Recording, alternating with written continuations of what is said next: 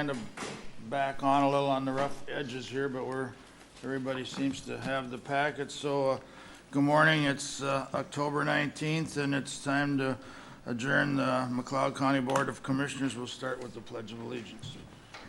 I pledge allegiance to the flag of the United States of America and to the republic for which it stands, one nation under God, indivisible, with liberty and justice for all.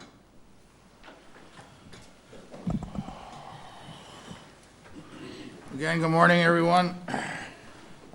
We'll start with consideration of agenda items. Are there any additions or corrections? Mr. Chair. Go ahead. Mr. Young, do I remove the closed meeting at the end, and then we just are going to make a statement regarding that instead, correct? That's fine. Okay. The meeting portion that's shown as closed meeting at the end of the agenda is actually not going to be needed today. So we'll just make a statement regarding that topic when it comes about to that time. Move to approve with the corrections. Motion's been made by Commissioner Nagel to approve with the correction. Is there a second? Seconded by Commissioner Luthens. Any discussion? All in favor say aye. Aye. Opposed? Motion carries. Consent agenda. Any additions or corrections to it? Second. Motion's been made by Commissioner Wright, seconded by Commissioner Nagel to approve the consent agenda. Is there any discussion? Hearing none, we'll proceed to vote. All in favor say aye. Aye. Opposed? Motion carries. COVID-19. Barrett. Good morning, Barrett. Good morning, Commissioners. My update for today, as of Monday, October 18th, which is yesterday, McLeod County has had a total of 5,892 positive cases of COVID-19.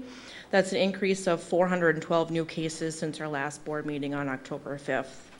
23% of these new cases are children under the age of 18. So that's a significant amount, and of course we are accrediting that to kids being back in school. Of the new cases, 8 people needed to be hospitalized and 2 were admitted to the ICU. There are currently 218 active cases that require isolation within McLeod County. And unfortunately, we have had 70 COVID-19 related deaths since the start of the pandemic. Of the current Minnesota COVID-19 cases, only 1.44% of the cases are from persons fully vaccinated. So they are considered breakthrough cases. We are unable to get this information broken down by county, so that percentage of 1.44% is for the state of Minnesota. Our COVID-19 vaccination efforts here at the county continue. We continue to provide vaccinations here at the McLeod County Government Center on a weekly basis. They're typically held on Thursdays. We have held 64 vaccination clinics to date and administered a total of 9,086 doses. That includes first, second, and third doses. We have a clinic scheduled for this Thursday, October 21st. We are offering both Moderna and Pfizer. And check out our county website if you're interested in registering for one of those clinics, or if you would like to see more statistics that I mentioned earlier. That is updated on a weekly basis.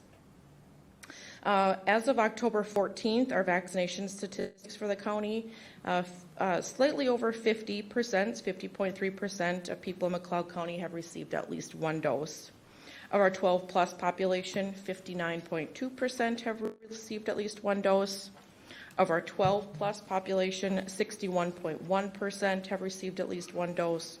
And of our 65 plus population, 83.5% have received at least one dose, and that's from the Minnesota Department of Health Vaccine Data website. Last Monday, October 11th, we hosted a McLeod County School Administrator and healthcare partners meeting to discuss COVID-19 in our community.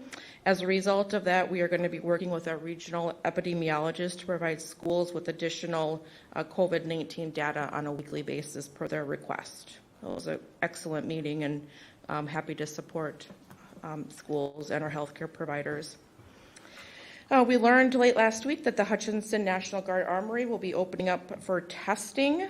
We heard late last night that that is planned for this Thursday, the 21st. Still a lot of logistics up in the air, who's going to be doing the testing, what type of testing. As soon as we know more, that will be posted to our website.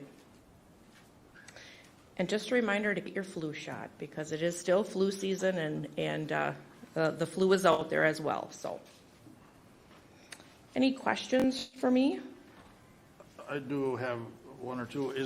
What is the time period between your last shot and your recommendation to get your booster? I believe it is 6 months. So the process of getting a shot is to bring a copy of your last shot or your vaccination record, and then is that how you make the appointment, or? Yeah, you can make if you're going to get your vaccine with us, you can register online, and it will help you with that. Otherwise, if you don't have your card, we can look you up in the MIC system. It's the Minnesota Immunization System. So all immunizations given in Minnesota are tracked through that system.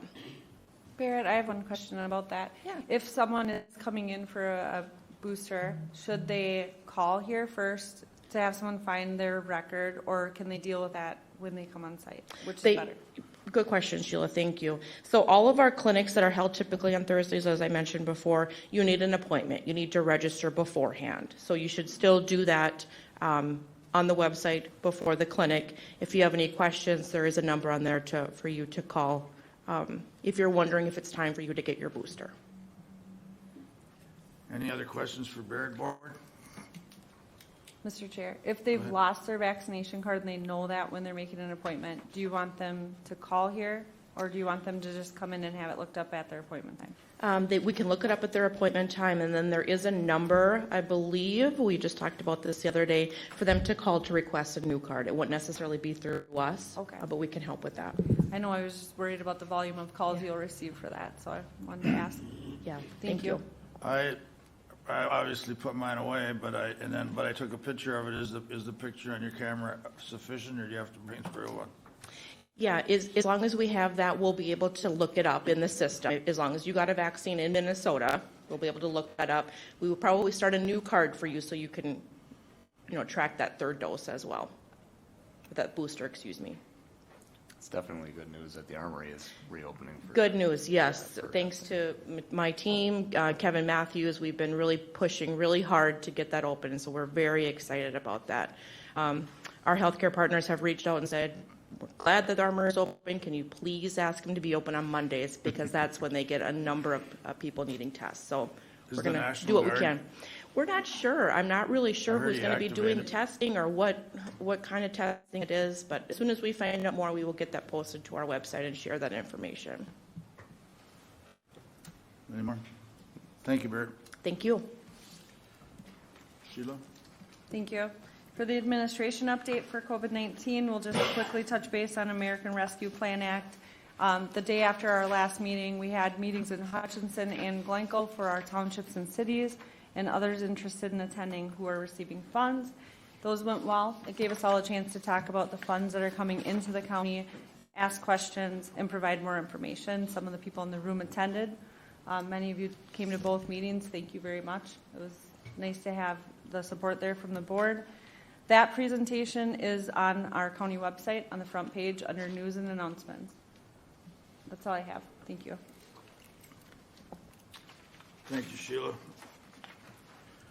Housing and Redevelopment Authority, is someone doing this in person, or is this on? I don't believe Jill is here right now, so she may not. Okay. You may need to go ahead. What's that? Yeah, so can we go ahead to something else and then, oh, Jill is here. Sorry, Jill. We're ahead of schedule. You want to go right to the podium, Jill, or do you want to wait? No, that's fine. Perfect timing. Good morning. Good morning, Mr. Chair, members of the board. I'm Jill Bankson, Executive Director for the McLeod County HRA. McLeod County HRA, since the mid-1996, has issued 4 revenue bonds and is interested in refinancing those by issuing 1 new bond. The current bonds have interest rates of 4.0% and 4.1%. We're hoping to achieve 1.5 to 2% by refunding the existing bonds. So before you today is a agreement that is similar to what we have currently on all of the bonds between the HRA and the county. And this would keep in place security for the new investors. And what it does is just explaining that it's a amended and restated deficit and tax levy agreement with the McLeod County HRA, so that if the HRA was not able to achieve its debt service, operating and maintenance, that the board would have the option of forwarding funds to the HRA, and if not wanting to do that, the HRA would levy taxes to cover its deficits. Any questions for Jill from the board or Mike? We have reviewed these. The guarantees that are included here are equal to or less than what were in the prior bonds. And the board fought about, or not, didn't fight. The board discussed it very heartily back at the original issue. Is that a fair statement, Jill? You and I were both there, I think. Because either you agree to come up with the money that is indicated here, or they have the authority to levy for that amount. And this board has always jealously guarded its levy ability. And so it finally ended up agreeing to that because the HRA wouldn't have been able to do the bonding for the construction of the units back in 96, 97, 98, and 2001. In 2001. So the board agreed to do a guarantee, and the guarantee that is in here is less than or equal to what was in the original bonds. So you aren't increasing what your risk is any. In fact, you are decreasing it. And Colleen and I have both reviewed these, and it's appropriate for you to go ahead and do it. They're estimating that their total bond payments are going to be about $200,000 less over the life of these bonds, and the cost of the refinancing is about $40,000. Go ahead. I'm prepared to make a motion, so. Oh, I was just gonna say that, like, good or bad, the need for affordable housing is there, and this does help, it does help us hold our budgets together. I do sit on the HRA board, and I'm very proud of ours. I don't know a lot about a lot of others, but I think the years I've been on it runs smoothly. We keep our occupancy where it is, and to the most part, our clients or our people that live in there are happy. So I just like to throw that, and this does nothing but help us. So. Mr. Chair, I move to approve Resolution 21 CB31. Motion made by Commissioner Nagel to approve. Is there a second? Second. Seconded by Commissioner Smalls. Is there any more discussion? Hearing none, we'll proceed to vote. All in favor of approving Resolution 21 CB31, say aye. Aye. Opposed? Motion carries. Thank you, Thank you, Jill. Commissioners. Yep. Auditor Treasurer Connie. Good morning, Good morning. Mr. Chair and board members. Today I'm here for one item. It's actually an item that we had discussed a little bit at the October 5th meeting. This is to consider adopting Resolution 21 CB 32 to approve lease agreement PS 0394 Amendment 1 between McLeod County and the State of Minnesota Department of Public Safety Driver and Vehicle Services for lease space in the McLeod County Government Center. The lease PS 0394 between McLeod County and the State of Minnesota Department of Public Safety Driver and Vehicle Services was approved at the County Board on October 5th, 2021.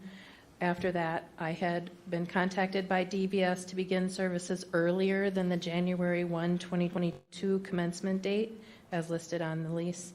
Amendment 1 now redefines PS 0394 lease terms to commence on November 1st, 2021, and continue through June 30th, 2025, with correlating office space payments for the driver exam station. At this point in time, I have been notified that Glencoe still will just be a road test facility only, with no commercial driver's license CDL activity and no administration of written tests. Those services may be brought back by the state of Minnesota, but currently there is no information as to when that date may be.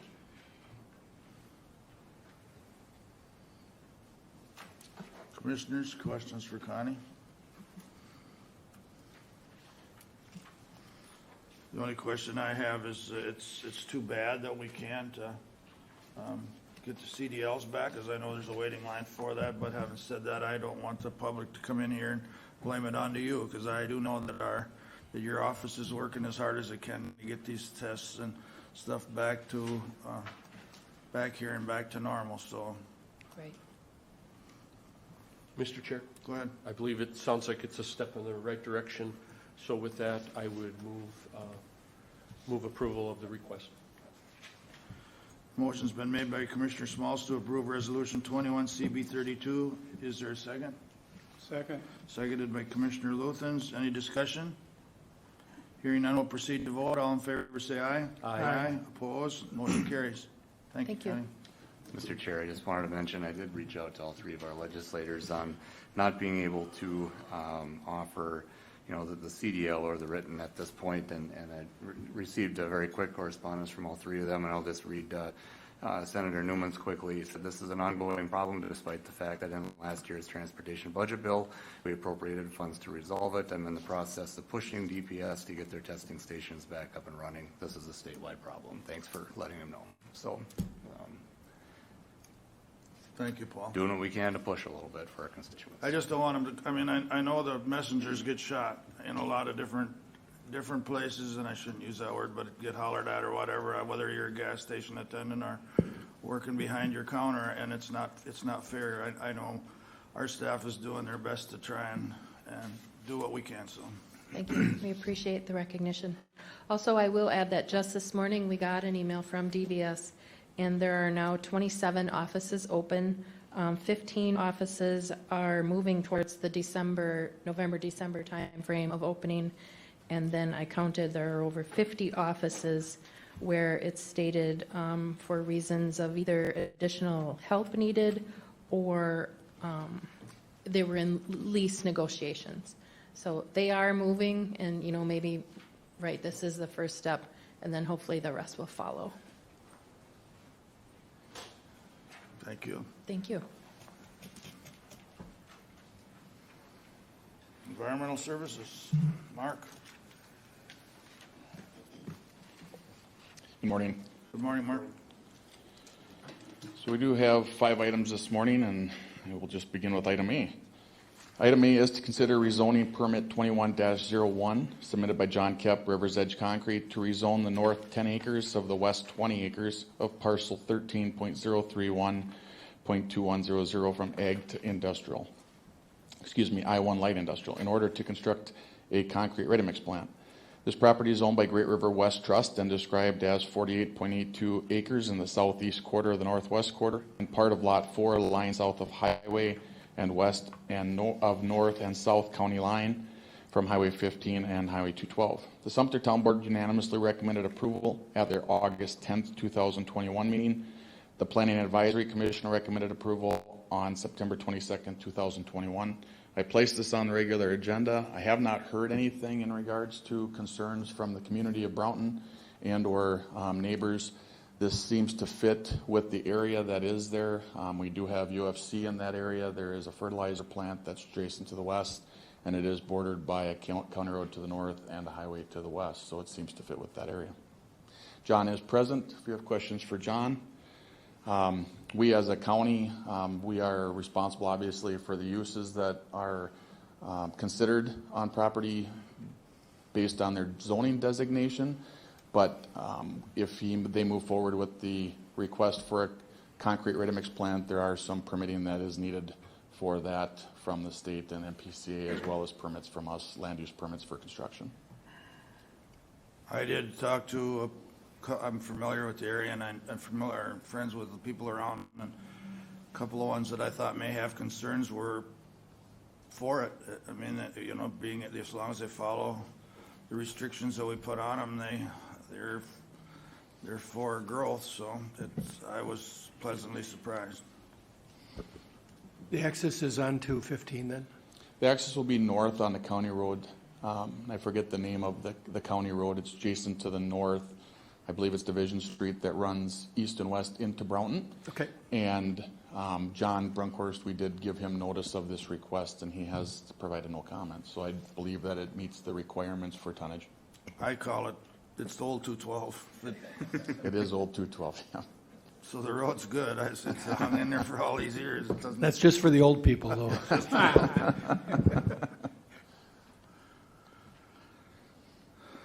Board, any questions? I move to approve. Motion's been made by Commissioner Wright and seconded by Commissioner Nagel to approve permit 2101. Is there any discussion? Hearing none, we'll proceed to vote. All in favor say aye. Aye. Opposed? Motion carries. Go ahead, Mark. Moving into item B, it is consider rezoning permit 21-02, request by business partners David Hansen and Jim Kieran on property owned by Schrader Oil Distributing LLC out of Green Isle, Minnesota from agricultural to B1 highway business in order to construct mini storage units on 7.70 acres in the north half of the southeast quarter of section 31 in Sumter Township. McLeod County zoning staff does not object to this request. The Sumter Town Board recommended approval at their September 14th, 2021 meeting. The County Planning Commission recommended approval at their September 22nd, 2021 meeting. This request is just south of the one we just heard. It is on the southeast corner of Highway 212 and 15. That intersection, there is a 7.70 acre parcel there. Part of it is floodplain. The applicants have stated that if approved, they would definitely stay out of that floodplain area for their construction and grading effort. Access would be to 15. Access would be to Highway 15. They have contacted MnDOT on that. They would like to move that approach. And again, that is between the applicant and MnDOT to do that, but I do believe MnDOT is favorable on moving that approach.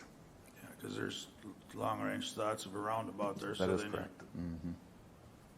Which would be fine. I prefer, I'd like to see it on 15 rather than 212, so. Board, Mr. Chair? go ahead. Question, with the roundabout coming at that intersection, do they have enough of a frontage there to move the access point away from the roundabout? I do believe they do, and again, that is part of the requirements that we have as a county to notify MnDOT of these requests.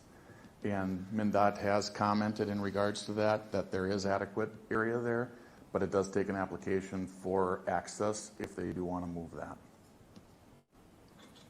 And Commissioner, it would be to both parties' advantage to work together and move it to where they need to have it, so I hope that would help. MnDOT typically owns the right-of-way rather than just have an easement over it, and their right-of-ways are typically 120 feet. From center line. They have a pretty, they use some on their merging curves now instead of, but they're still, that's a big corner. Yeah, the question I was directing to was the parcel frontage to make sure that driveway doesn't interfere with the splitter island coming in as an entry point into that roundabout. And the only comment I have to that is I know that MnDOT has considered that, so they obviously will consider that moving forward because it is part of their plan. And it sounds like the application process would vet that, correct? That is correct. All right, move to approve. Second. Motion made by Commissioner Nagel, seconded by Commissioner Smalls to approve permit 2102. Is there any more discussion? Hearing none, we'll proceed to vote. All in favor say aye. Aye. Opposed? Motion carries. C. Item C is to consider conditional use permit 21-21 requested by Brian Keenan, Impact Power Solutions IPS out of Minneapolis, Minnesota, for the essential service of a 1 megawatt photovoltaic solar garden, MNCSG 2019-19 LLC, for the purpose of distribution. The electrical power generated from this solar garden would be interconnected to XL Energy WSD feeder 061 feeder line for the Winston substation. The applicant has secured an 80-acre lease agreement for the project with the property owner Thomas Horseman. Per the project submittal, the lifetime of the project is estimated at 35 plus years. The location is the northeast quarter, section 16, Winston Township. The Winston Town Board recommended unanimously recommended approval at their September 9th, 2021 meeting. The McLeod County Planning Commission recommended denial at their meeting on September 22nd, 2021 on a 4-to-1 vote due to density and close proximity to the affected people. Obviously, with what we've been through in the past and the couple applications that we've had in front of our Court of Appeals, this application was made prior to the amendments that we adopted. So this does fall under the old criteria, and there should be consideration in regards to the findings if we do proceed with a recommendation or a vote for a motion for denial. So with that being said, I'm going to turn it back to the board. We do have members of the public here, I believe, that probably, if allowed, would speak, and Brian Keenan with IPS is here as well. Mark, before you leave the podium, what does that mean, that last statement you made, we have room to add conditions, is that what you said? Yeah, obviously with any motion to approve, you have the right to mitigate any potential effects to the public.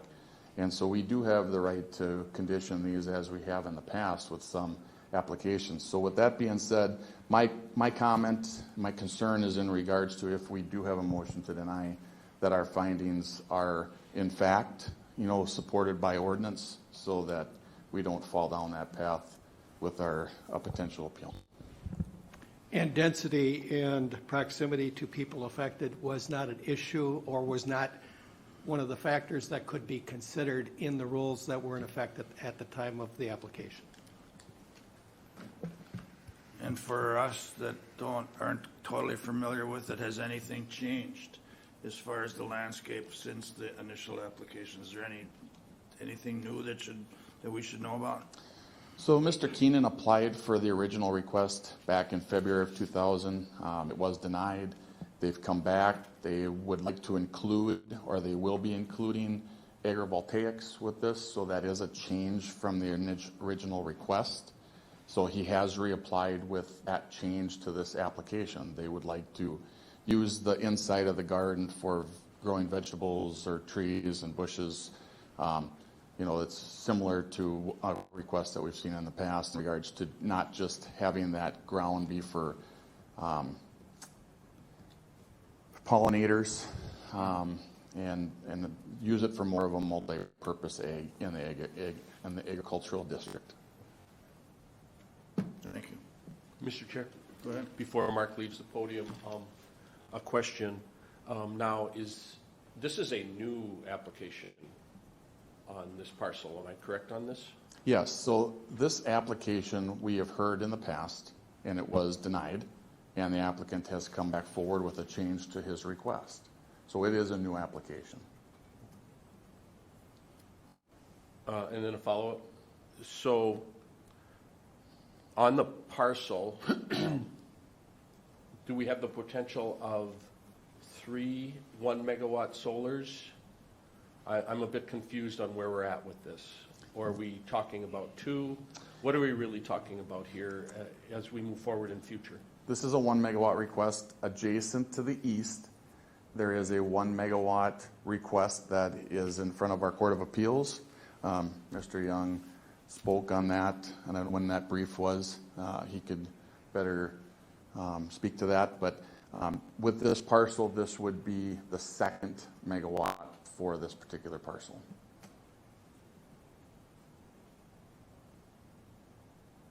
And what's the ruling on that? I mean, after what, 4 megawatts, is it 2 megawatts or 4 megawatts, then it actually changes?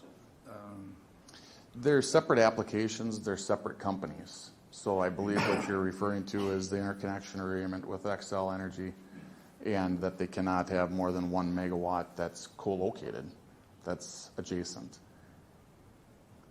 And that's because of tax purposes, or? That I can't speak to. That's Okay. an Xcel Energy, and that's the change that they made on their community standards, their community solar standards, when they made the change from a maximum of 5 megawatt per company down to 1. Mm-hmm. Any more questions for Mark? I'll try it again. So we're looking at the potential of 2 1-megawatt systems on this parcel of land if we proceed down the path of approving? Yeah, and I appreciate that, and I'll try to be as clear as I can. The first one is under review at the Court of Appeals. So no decision has been rendered on that yet, to my knowledge. Is that correct, Mr. Young?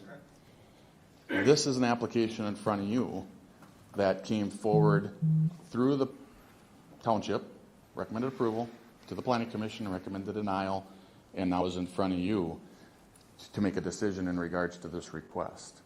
If both applications move forward with approval, yes, 2 megawatts would be on this parcel. Well, there are two parcels, two separate 10-acre parcels, one in each application, and they're side by side. Yeah, so I appreciate that. So leases, but overall it's a 135-acre piece. So the parcel is owned by Mr. Horseman, Thomas Horseman. He owns a 35-acre field, and he has two separate lease agreements, one with Company A and one with Company B. The Company B that we're referring to today is IPS Solar, Brian Keenan representing. Mr. Chair, can I ask, with the plan as proposed, what is the approximate setback from the closest dwelling? I believe the dwelling would be to the west. I mean, are we talking about a 300 or 330 feet? Where do you think we land on the plan? That I would have to measure that. I don't know with the number exactly what the closest dwelling would be. I do believe it's further than that build out of this project would be more than the 330 feet that was considered in the amendment. Now granted, we are not considering that because that amendment happened after this application was made. But I would have to get you a number because I just don't know that answer. Understood.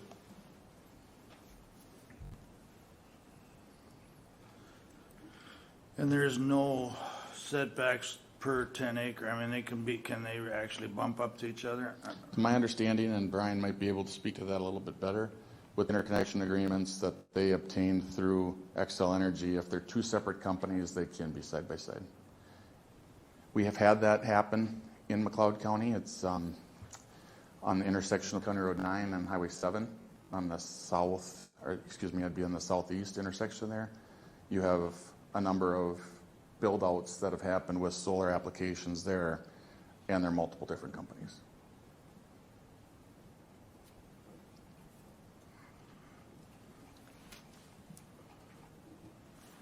Was there mention that the applicant will be using agrivoltaics within their site plan? Yes.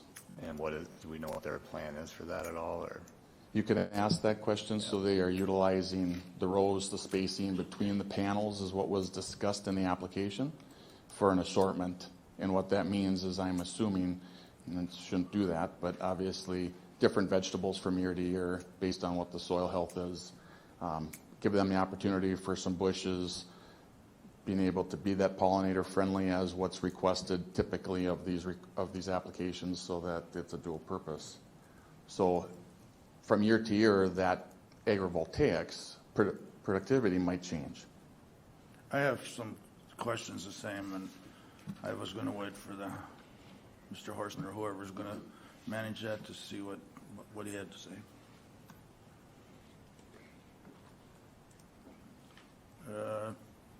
Anybody from the audience want to address the board?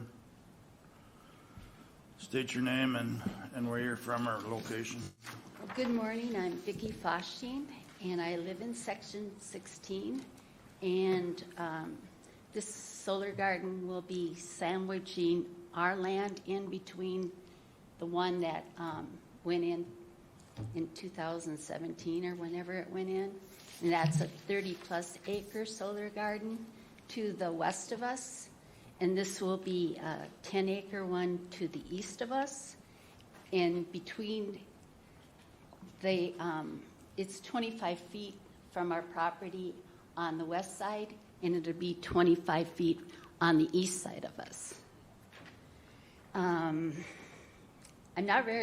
don't really like talking in front of people that much, but I'm here to express concerns about being directly impacted by the latest proposal to develop another solar garden bordering another side of our acreage. This is a constant source of worry for us. None of the solar gardens in our section are designed to help McLeod County energy needs. Why are we willing to put solar gardens using valuable agricultural land to supplement the power source of the metro area? And along with solar gardens positives, there's just as many negatives. And like some of the negatives are, some of the sites use potentially hazardous fluids to transfer heat. Oh wait, I gotta put my glasses on, sorry. You're fine. They're potentially hazardous fluids to transfer heat. Leaks of these materials could be harmful to our environment. The solar panels contain toxic material like lead. There's dangerous electromagnetic radiations could reduce life expectancies. According to a report by Inverse researchers, have found evidence that only a certain % of the sun's heat is being transformed into usable energy, and the rest is being returned to our environment as heat, which helps increase the Earth's temperature and contributes to global warming. It uses a lot of space. They're becoming obsolete. Could cause property damage to neighbors' property. It hurts our local economy, our health and safety for those who live around them. And they're putting all of us at risk. None of us know the potential dangers of these solar gardens and the contaminations that are happening underground. And we're all afraid for our health. And in section 16, which I have given you each a thing, there's 14 homes total in this section. 10 of these homes are in the area in the northeast section where we already have a 30-acre solar garden. This solar garden will affect 25 people, all of which signed a petition not wanting more solar gardens. We don't want to be the guinea pigs. And no other county around us would allow 5 solar gardens in a 1-mile radius. So why are we? Wright County, it's 1 per mile. Carver County, it's 1 per mile. So please look at the big picture and vote against solar. Let's keep feeding our livestock and feeding America. Put people before profit. To someone who works in there's only 3 parties that benefit from this: Tom and the 2 solar companies. And 11 property owners will lose. And Tom, he can walk away from this. He lives 2.5 miles away from these solar gardens. And the solar company themselves are an hour away from this. But all of us are going to be stuck with it for 35 years. And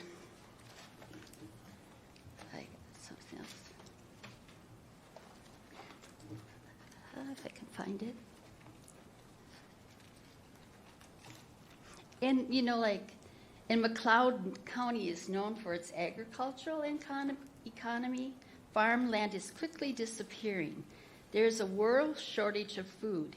Even McLeod County has children and families that are food deprived. There are children in McLeod County who go to bed hungry and come to school hungry. Look out for the ongoing needs of the people of McLeod County. Do the long-range smart decisions make sense? I mean, you have to protect our land. This is what's feeding America. And we already have the picture painted of what's happening in our country. We have the West Coast on fire. We have the southern coastal lines from Texas all the way to Maine flooded. Sometimes we are dependent on other parts of our country to help other parts out. If you take away land, what do we have? And I'm done. Thank you. Just before you do leave, I'm a little unclear, Mark. She said 25 feet. It is 25 feet. From the border, but that's before obviously the setbacks and what? Clear me up on that, please. From their land, Okay. so not their house. And I may just to interject to Mr. Schmalz's request. Mark? Why don't you speak into the microphone? It appears that the closest residence is to the west, and just by a quick math here, it's approximately 300 feet away as far as the residence is concerned. That'd be the closest one.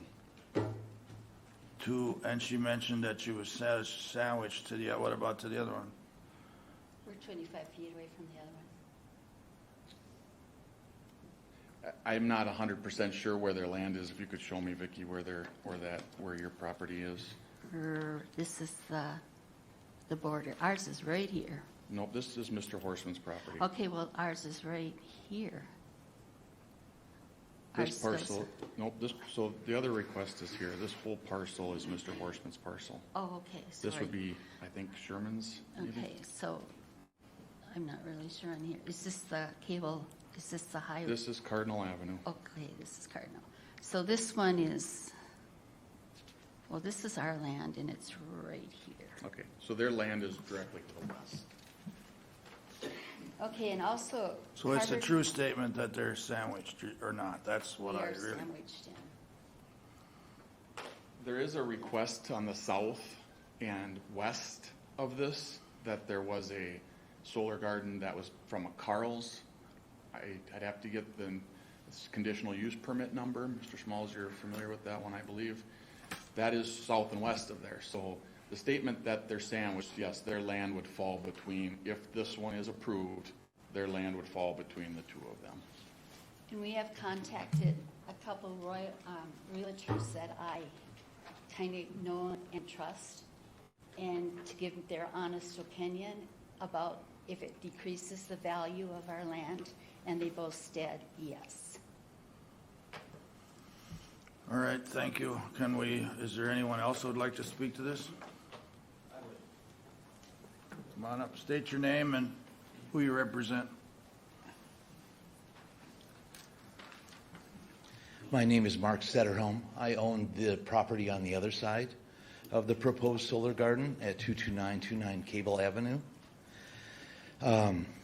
My wife and I have owned the property for 21 years, but I still feel like the new guy out there because it's been something that we have looked at a property for retirement years, and we've had renters in a 5-bedroom house that's there. It's the old Quast homestead, and have enjoyed our time out there just with the limited time that we've had to in recreating and things like that. And I really enjoy the agricultural environment and community, even though it's kind of a mix. We have catty corner across the intersection. Our property is right at the intersection of County Road 5 and Cable Avenue, and across the intersection is AWI, which AWI is a great neighbor, and then Glenn from Super Value is across the road from me, and everyone, it always feels like a home community. And as the years have gone by in our ownership, as I keep coming out, I guess I was really surprised at the first solar garden that went in across from the Winstock concert area, and saw how huge that was, and then just recently we have one that's right down Cable Avenue from our property. At a property that I was at one time considering purchasing, and then all of a sudden here's this huge solar garden that's there, and so to know that there's one that is being proposed to be right next door to the west of us, it's really disheartening because I'm excited to end my business career after 40 years in downtown Minneapolis working with glass and steel, and I'm going, is this what I'm going to be looking at, is glass and steel to the west of me? When I was so excited to be just to kind of de-stress and enjoy this property that we've owned and have had plans for. And last year I spent $30,000 on a brand new septic system because we haven't, the old house is still there, and we're going to probably rebuild. That was our plan, and I just wanted to get ready for it.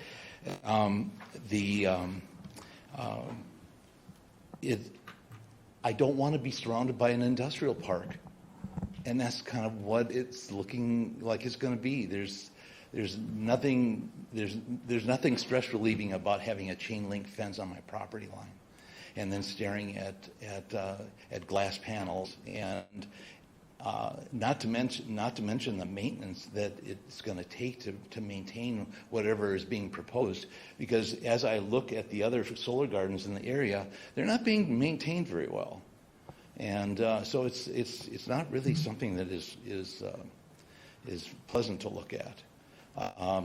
I would hope that we could maintain the agricultural nature of that corner.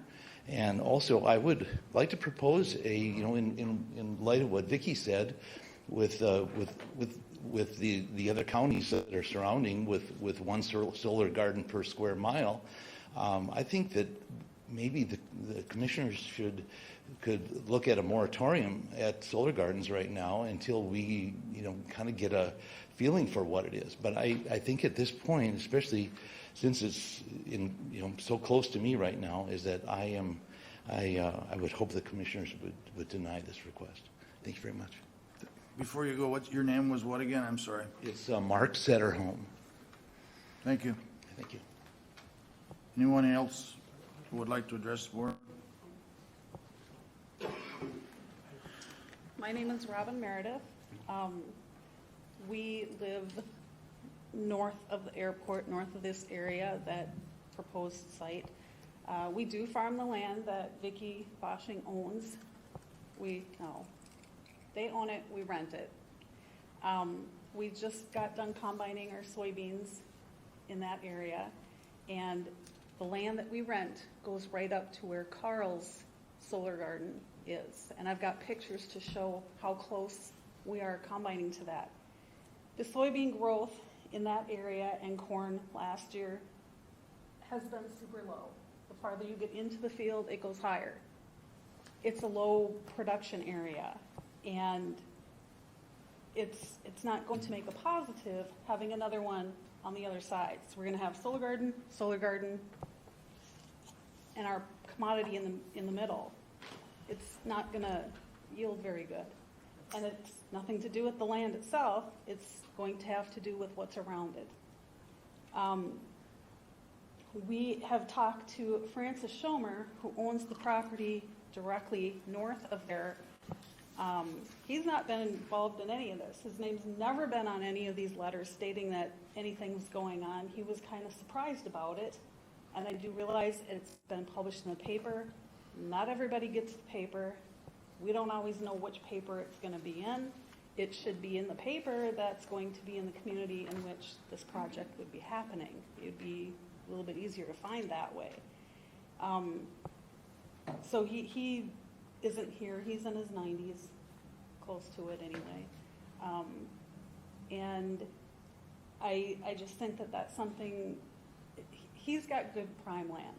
He's directly to the west of the airport. Big, huge piece of land. Why he wasn't included this, we don't know. It's not fair. The soybeans and the corn that we would be growing there are going to help provide for other sources, whether it's fuel, whether it's for feeding animals in other areas. I know a lot of the corn gets turned into distillers. We've used that ourselves for our animals.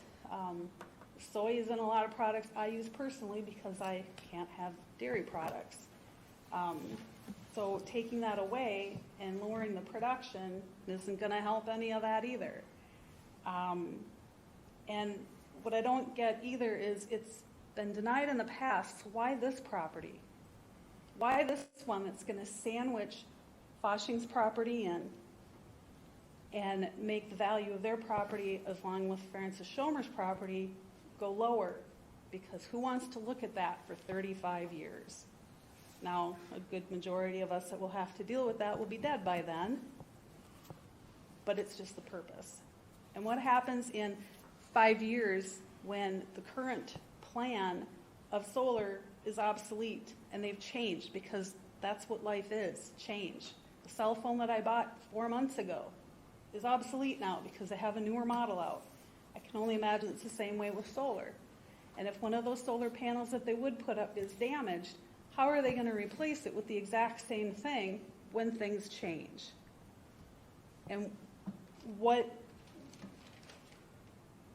is the outcome going to cost for when that kind of thing happens? Is it going to cost people around us with our taxes going up to help maintain something that we didn't even want? And have any of the county commissioners gone out and talked to any of the people around the area itself to see why they don't want it? How it will affect them in the long run? I mean, I don't know if you have. I don't know what your rule is on that kind of thing. But people are losing money because of this deficit of the way that it's going to affect any of the property land around it. Like Vicki said, she talked to two realtors.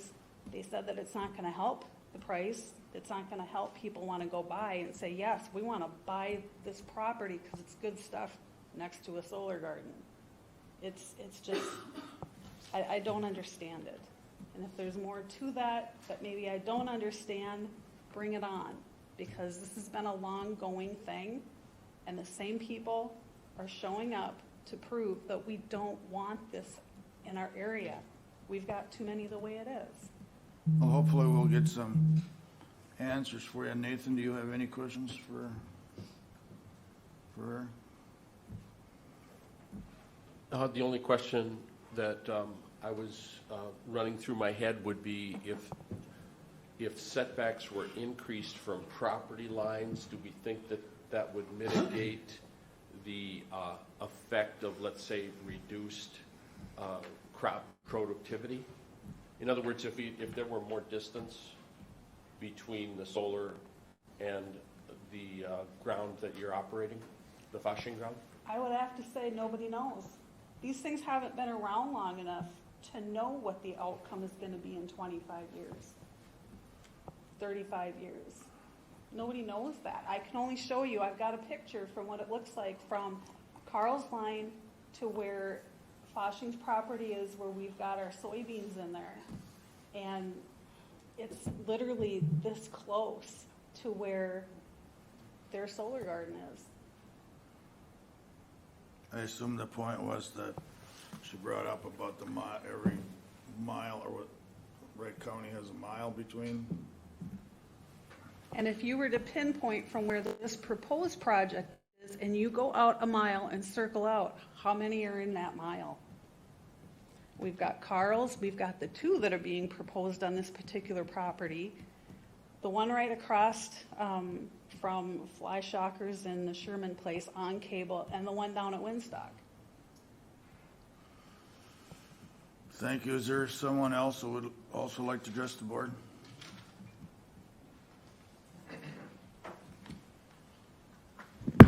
My name's Dustin Meredith. I live about a half mile away from the proposed site. My concern is the stray voltage. I mean, there's plenty of farmers around with livestock. I said at the previous meeting that I had worked at Cargill. It's a research facility. There was studies at their plant in Brazil where they have solar, and they found a decreased production in cows, milk production, growth, and spontaneous abortions in pregnant heifers and cows. I think that's something you need to be considering too, as there's already enough solar in that area and then the stray voltage off of it. And Cargill's a highly respected business. They have lots of good researchers and scientists that have proven this fact. I am no longer an employee, so I can't bring you the paperwork, but that's what we found out. And I just think, enough's enough. You guys got to stick up for the people that live in the area.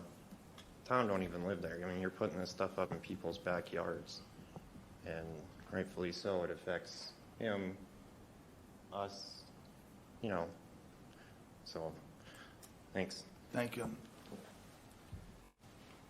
Have he, okay. I'll go last. Doug Foshing.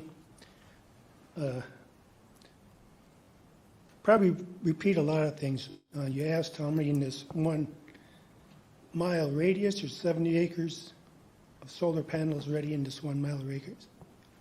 And again, like Robin said, in 5 years, these panels might be obsolete. And she actually took the words out of my mouth and said, look at your cell phones, same thing. And it's 35 years. And solar companies say in 20 years, 80% of them will be working, which means 20% won't. And this is for 35 years, so if you use our own math, you're down to 60% working after 35 years. And it could be even more than that. Maybe from year 20 to 35, it's worse, and maybe you only have 50%. And we know that the recycling, they don't have a handle on that. The panels themselves, they say, are environmental friendly, but the making and the recycling aren't. So, and I think like in the future, we don't know what's going to happen. These might be obsolete. 35 years is a long time. And like Dustin brought up the stray voltage, well, yeah, that's been, we all know what animals, because that's been for years now, we've known that. We don't know that for people. We're not going to know that for a long time. No, all years, how many years you live next to this before you find out that could, people are living things too. Could affect them, we don't know yet. Look at cigarettes. People smoke cigarettes for how many years before they found out it caused cancer? It's good. We don't know, there's a lot of health things. A lot of people live in this area. And like if these two go through in this corner, there'd be 100 acres of farmland in this corner. Half of it would have solar panels on. And another thing I don't understand is they say one company can put one in, but they can't put two in. But two separate companies can put one in.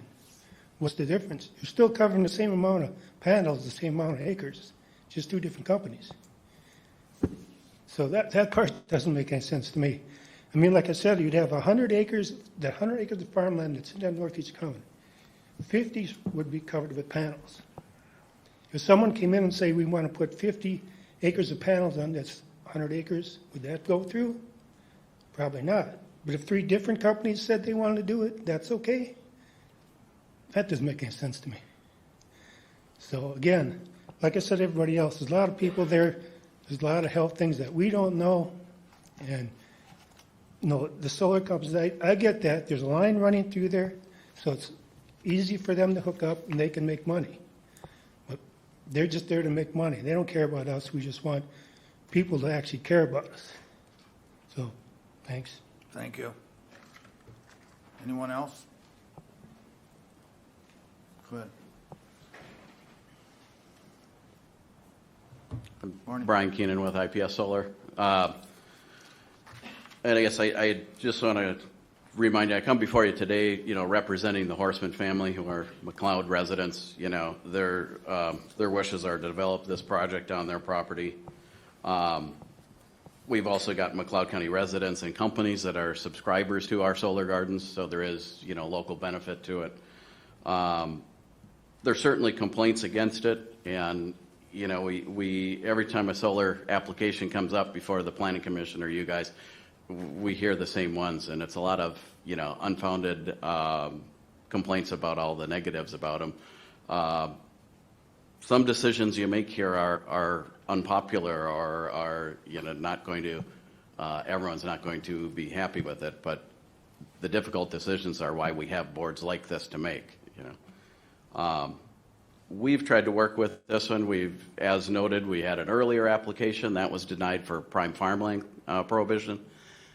We've since modified our, you know, application to include growing crops underneath the panels, which is the major objection from the earlier one. We're trying to work with, the county and develop a project that can be appreciated here. To be honest, the agrivoltaics wasn't something we would have wanted to do. It's an encumbrance on the project that's, makes us go do some extra steps in planning and construction things, but it's something we're willing to do to make a good partner in the project here. So we complied with all the issues raised at the Winston Township, on our previous project, and the Township Board unanimously approved this at their September 9th meeting. And I believe that's the first solar project that they have ever recommended approval on, which is, pretty incredible. All applicable zoning ordinance, setbacks, and performance standards, applicable at the time have been met. If you read through the staff report, there's no negative items noted. And, there's just no issues, technical issues that would deny this application. Yet that's what, the Planning Commission did. And the Planning Commission heard the same complaints that you did today. And there was really just two groups of people coming up and talking. But I believe the Planning Commission, and they had admitted, at the planning workshops, the solar workshops earlier, that they were just kind of exhausted with complaints, and not that, some of the complaints hadn't reached the point where they're actually deniable or a reason for denial. We have consulted with outside counsel on this application and run it through. And his opinion was that the county board would be required to approve it, that meets all the criteria in the ordinance, and that our application as it sits today does meet all the criteria. The planning recommendation of denial is based on density standard that's not in the ordinance, cannot be used as a basis for denial. The density issue is one, I sat in on the solar ordinance workshops with the Planning Commission. Commissioner Luthens was there as well. Density was discussed at great length, and the density being how many solar projects you could have next to each other in one grouping. The land use plan in the county actually promotes density or clustering of non-farm development, with an idea that you want to put those types of uses next to each other to keep them from harming a greater number of people. The density issue, like I said, was discussed at length, and it was, decided not to include any of that in the ordinance amendment because it could be, there's a poison pill at some point in time with projects that, might fit next to each other. The county has allowed other high-density cluster developments, and there's projects just south of ours on parcels that were owned or are owned by Cecil Martin. And there's 5 different solar projects all immediately adjacent to each other. That was approved, over a course of different time, one large project and then some other 1 megawatts next to it. And again, following within the rules of the Excel program, they are what we work within. So there is some precedence that this has been allowed, and that specific project set was talked about at the solar workshops as being a good thing because it wasn't disturbing people. It was putting them next to each other, and we had a lot less people we were disturbing. The density rules, if you just spread them out by a mile, you're just making solar more, dispersed throughout the county, and you're just, putting inconsistent uses next to each other in more places. It goes against all good planning and zoning rules. And really, the Planning Zoning Commission was designed on 2 different groups. The Foshings you heard and Robin Meredith were both there. I think it's important to note that the Foshings actually live 4,100 feet away. The land that they have next to it is simply used as cropland. And so them being sandwiched between, or claiming to be sandwiched between 2 sites, there's no residential development there, it's cropland. And there's no development ability on the parcel that's immediately west of Mr. Horstman's land. Robin Meredith lives about 3,800 feet north, so they're quite a distance away as well. Dustin does live a little closer. I didn't measure that one out. Mr. Smalls, you had asked about the resident to the west is the closest.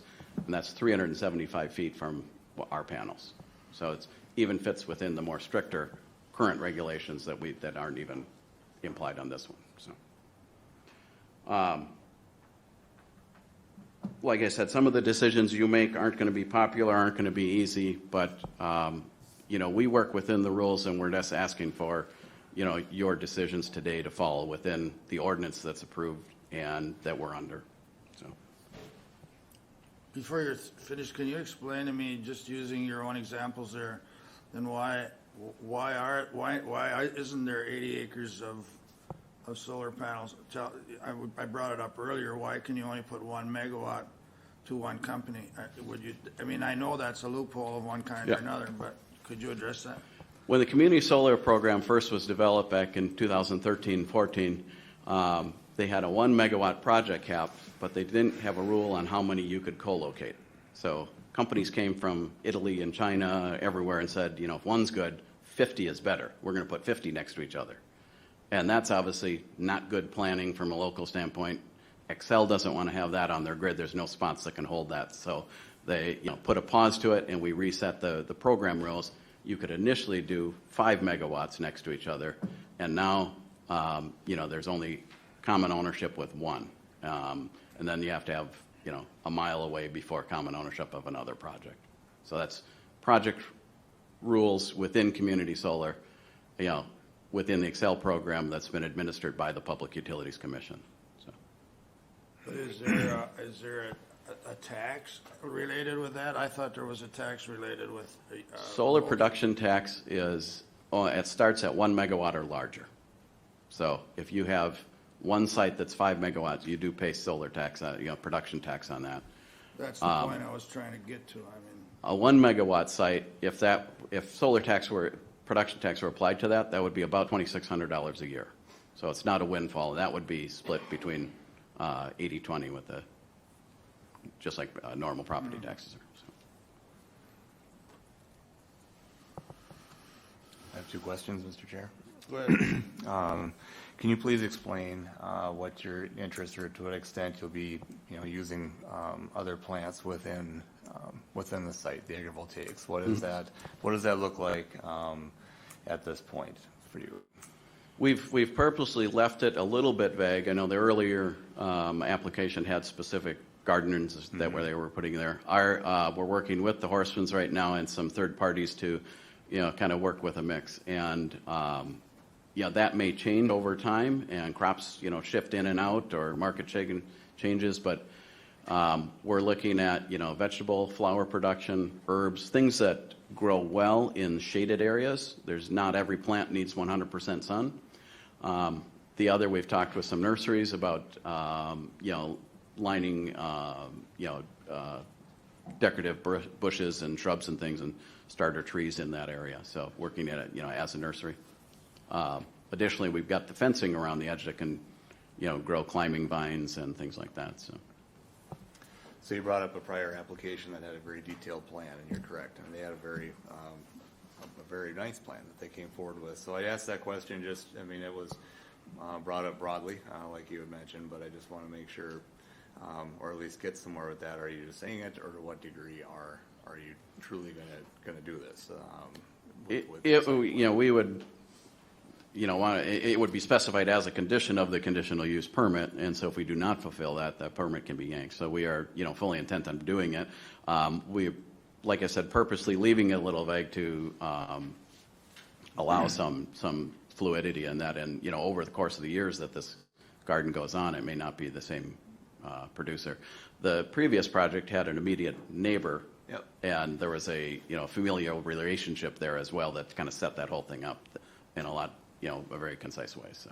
Well, the concept of that is catching on a lot. It's nationwide. There's been a lot of articles and research of the plants that go underneath there, and they, like you said, they do very well within that shaded facility. And it does help with the issue of we have great farmland, and now what do we do with it other than just have grasses and so forth thrown there. So. We're excited to be part of, kind of moving that forward as well. So. The other question I have And you're well aware that in our new ordinance, we have a connection agreement built into that. And the reason that we put that in there is so that there is more of a assurance, I guess, that once we go through this process, and obviously there is some harsh feelings that come out during this, but it's very unfortunate when we go through this step, we approve it, and we've had some that are never built. Right? We go through this all for nothing. What are the chances that this will be a completed site, I guess?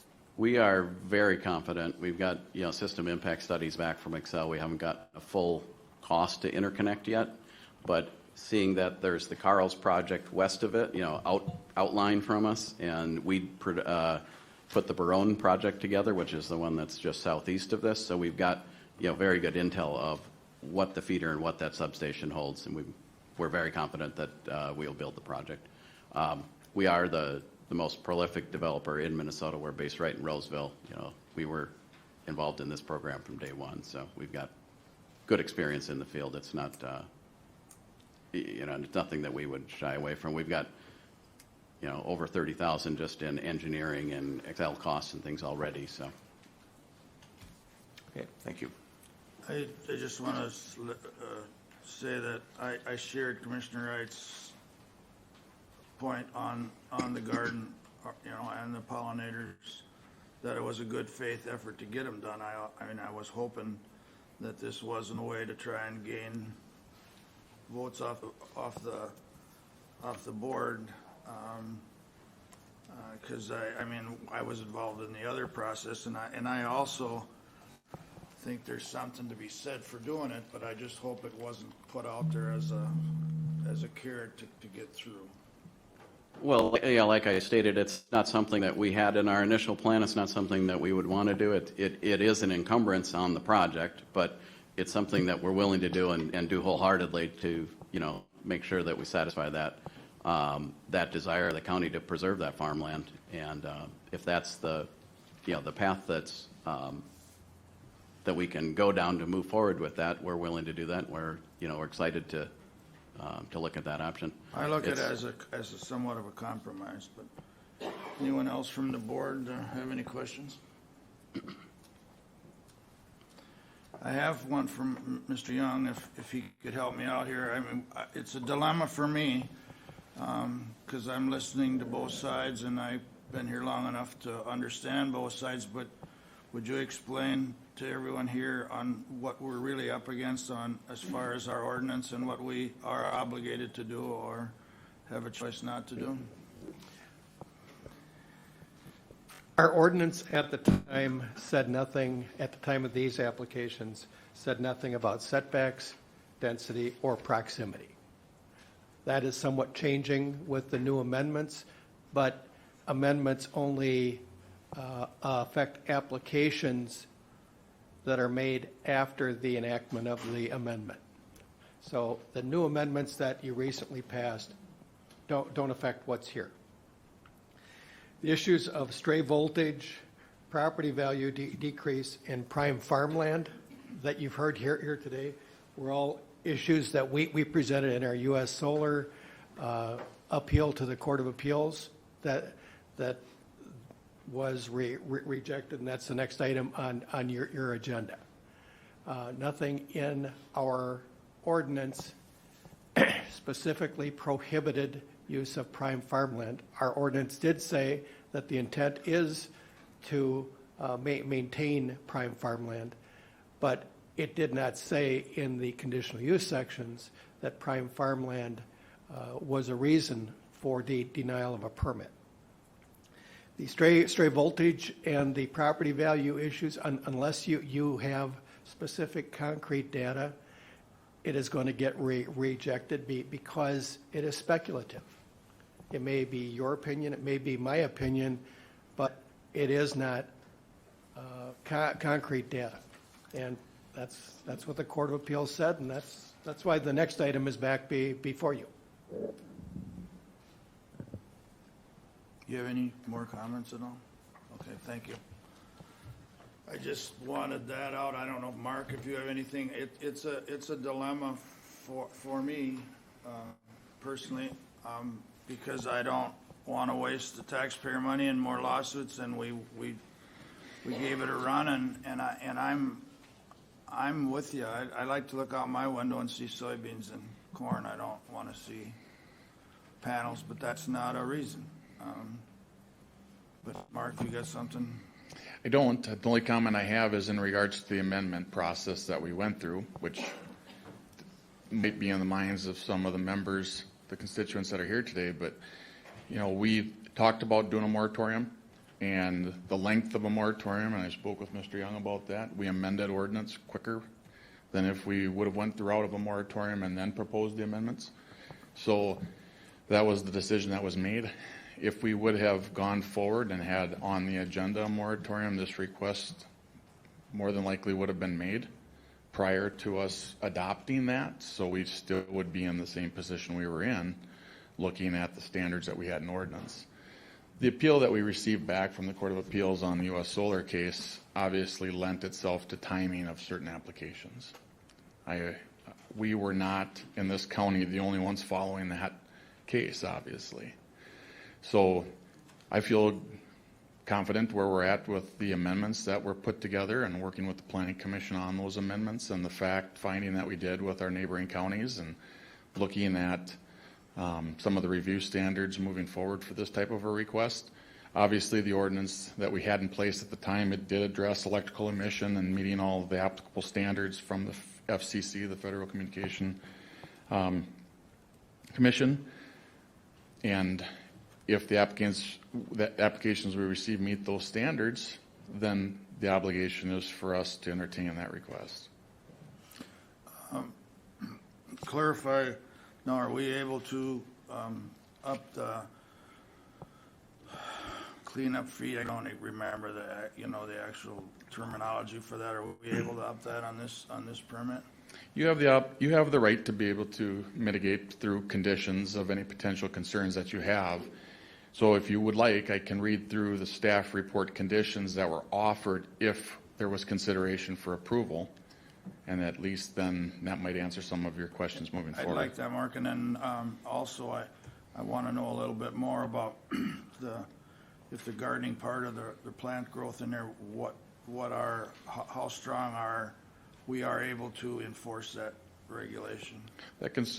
I'll let our attorney speak to that, but let me read through the conditions that were offered as far as the staff report. Let me address that one first, if I may. There is nothing in your ordinance that allows you to deny them because they don't have pollinator-friendly or vegetables or something else under their solar panels. And that was what my understanding was, but if that condition is put in there and they all agree to it, is there then more that we could do to hold that agreement, or can we are we able to pull back the permit? I mean, if it's a condition and they're agreeable to it, yes, but if they don't agree with it, then they still have the right to appeal as it being an unreasonable condition. That's supported by evidence and that's supported by your ordinance.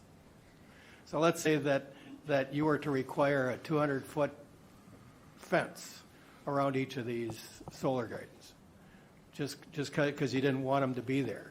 They could appeal that issue to the Court of Appeals as being an unreasonable and arbitrary condition of that conditional use permit, not supported by fact or by the ordinance. And we went into an earlier one with an agreement that I think it's a good faith and I think it's going to work out well. And I heard here today from the owner and excuse me, I forgot his name, from the solar company, but that there is a willingness there to have this condition in there. And if that is so, can that be is that part of the condition of the CUP? If you pass it, it's a part of the condition of the CUP. Whether it's enforceable or not. That's the scary part. Thanks, Mike. Go ahead, Mark. And I can address that. So as staff, that was the application submitted. That had that statement about the agrivoltaics, that they were going to, do that with part of this project. So again, as staff, it would be, I believe that it is enforceable. And if they choose as an applicant to not have that standard in there and they don't agree with that condition, then maybe we need to send that back to the planning commission for a review because it will be a change to the application. So I'm going to read through the conditions that were offered as staff. Number one, a surety bond or letter of credit in the amount of $152,880 based on 3,822 panels per decommission plan submitted by the applicant for the duration of the project or until the land is reclaimed to original state shall be provided to McLeod County Environmental Service Office prior to any permits being issued. That number was derived from the National Research Energy Laboratory publication that was printed this year, submitted this year. They are a nonprofit for the U.S. Department of Energy. So their job is to research this, and the number that they give us is in excess. It's a range for recycling panels between $15 and $45 a panel. So there's been a lot of discussion. That's just the recycling of the panel. There's no labor involved in it. I have contacted a couple different contractors in our area as far as what it would cost for a labor rate to, in the event we had to go in and clean that site up to take them off. And our number is well underneath potentially what it would cost in the event that there was a default on the project. So just for clarification, I just want you all as board members to know where that number came from. And we are definitely well within what the criteria is that's been stated in U.S. literature and as far as our local contractors that have given us a labor rate. Number two, applicant shall restore the site to its original natural state once the solar facility is no longer in use. Number three, the contractor's proof of insurance shall be submitted to McLeod County Environmental Services during the construction of the facility. Number four, contact person and phone number for weed control and site concerns will be filed with the McLeod County Environmental Service Office, and a placard shall be posted at the entrance visible from County Road 5, 230th Street, naming a contact person with a current phone number. Number five, an approved landscape buffer plan and vegetative management plan shall be provided to the McLeod County Environmental Service Office. Included in the plan shall be a row of maintained healthy living 4-foot trees with vegetative shrubbery along the exterior perimeter of the project boundary. This buffer shall be planted and maintained to remain healthy and live. Number six, a 10-foot vertical agricultural fencing with 24-inch kick panels mounted at the top of the fence protruding to the exterior shall be installed for site security and safety around the perimeter of the project area. Number seven, applicants shall meet all NPDES permit requirements if required. Number eight, applicants shall preserve the existing drain tile and repair if any tile is broken. Repairs shall be performed by a drainage contractor. Number nine, applicants shall obtain an access permit from the McLeod County Highway Department. Number 10, the land around and under the solar array shall be used for agricultural use for the entirety of the lease as stated in the project narrative submitted by the applicant. And number 11, stray voltage testing shall be completed prior to construction and prior to energization of the project. Results shall be submitted to McLeod County Environmental Services within 30 days of testing. Those were the conditions that were offered with the staff report. And the agronom, or whatever word you can use that I can't, what is that's in there? Agrivoltaics, so I tried to capture that in condition number 10. The land around and under the solar array shall be used for agricultural use for the entirety of the lease as stated in the project narrative submitted by the applicant. So the project application that was submitted stated that they would use the space inside the area for the purpose of growing vegetables, trees, shrubs, etc. And I know it's a new concept, but that's how I managed to move on the last permit, but I really want that for myself, that needs to be specified in that conditional use permit the best we can. I realize, I listen to Mr. Young, but I realize the challenges there, but board, any other questions for Mark? Mr. Chair. Go ahead. What I'm looking at is the Foshing property and how it lays between the Carl's Solar and this proposal. What are the setbacks from this proposal towards the Foshing property line, approximately? I would say the fence is going to be probably about 20 feet from the property line, and the panels will be approximately 50 or more. Thanks. And there, yeah, as just a note, there will be screening on the perimeter of that fence. So there's the reason for that setback, if you will, off of that property line. Screening as in shrubs or trees? Trees, shrubs. So thank you for that, and I think what I'd like the commissioners to consider is if you are sandwiched between two solars with little or no setback, if I was an aerial applicator and I was recruited to come in and do aerial application of pesticides, I'm not so sure that that landowner could get aerial application in there. I mean, they have solar on the west side, they have a solar on the east side if this proposal is approved. So I'm struggling with that. Commissioner, the ordinance does not include that as a factor. Yeah, and I understand that, attorney, and that's why it's a struggle for us here at the board table. Well, I'm struggling hard. I don't, to try to make a good decision here, and I don't want to waste, I don't want us, if there's no basis to be able to fight it, I don't know what we do. Sometimes I wonder, you could put a bobblehead up here and just shake me every way you want my head or whatever, but. Sorry, 300 and some feet doesn't stand there. No. That's correct. It does not. It doesn't apply to this application. Well, we have to do something, Board. We have. Go ahead. Can you come back up to the mic? In all of these equations, what's left out is people. You're correct. And how heavily populated this area is versus where your other solar gardens are. I know when I listened to Unfounded Reasons, and I didn't particularly like that reason when this was designed, or when the regulations were put there. I know they weren't put there for solar gardens. They were put there more for housing or business and farming. It wasn't, I don't think anybody knew at that time how they were going to be. I understand all that. Or I think our planning commission did at the time. But who knew? Mr. Chair. Go ahead. But we are, we're people. This is our lives. And as far as us not having a home on our land, doesn't mean in the future there won't be. We have two sons who may want to build on there one day. And planning and rezoning changes that every time. I mean, people can come before the board and want to put a house up there, and eventually they can. If you're allowing two solar gardens there for 39 years, that's taking up property. And how is that allowed that they can build those on that, but we couldn't build a house? In the future, we can maybe build a house on that.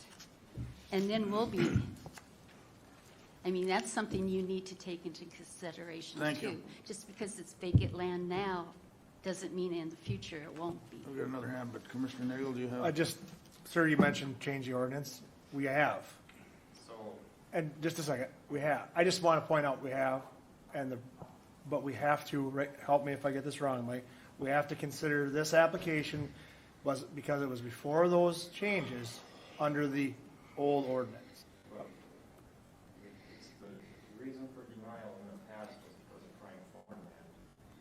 So when was that changed from the last applicant last? Was that January? The Court of Appeals said that we couldn't use prime farmland as a reason for deed denial. So we got a court order. Right, but why can't you guys as a county come back and say, no, we're going to pass an ordinance? Viable thing like Wright County and Carver County have. There is a requirement statutorily where we have to give notice for those amendments. We have to hold a public hearing before they're enacted. So there's a time frame in there from the beginning of starting that process to actually enacting that process. There's the delay. In these applications, we're in ahead of any changes, so Mike, help me. we still go back to square one. Because of COVID and the denial, we actually have 2 years now in between all this. Well, the COVID has nothing to do with this. No, but I mean, it was a time period that passed. And you can sit there and say straight voltage is no thing, but I just told you, Cargill is an animal research facility. You can sit there and shake your head all you want, but that's the damn truth. It's not me shaking my head. The Court of Appeals kicked me in the butt about 4 times with that. And I'll be happy to give you a copy of the opinion if you want. Or just ask the next gentleman that's going to make a presentation, because he's got it here. Doug and Vicky have animals. Their relatives right next to it, the other Faucians, they have animals. I have animals at my farm. You got the Viral Dairy Farm. You got Keith Fauci. I don't disclaim what your claims are, but your argument isn't with me. Mr. Chair?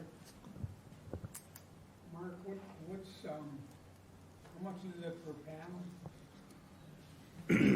Pardon me? For the reclamation? We've got roughly $40 in there per panel. So 3,800, there's 152,000. 152,880 based on 3,822 panels. All right. Didn't I recommend back in planning and zoning 50? We denied that request. Okay. So your conditions were not attached to a denial. And I appreciate the concerns, and again, I caution people to don't shoot the messengers.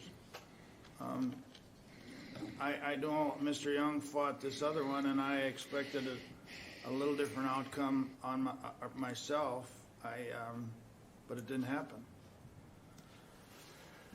So, Mr. Chair. Go ahead. Comment on a couple different things, and then we probably do need to have a motion one way or the other to figure out what we're going to do here. We've heard about changing what the area looks like with the construction of this, and then all of a sudden, well, what if we want to build a series of homes? And a series of homes changes the character of the area, changes your ability sometimes to be able to spray crops, how you do things.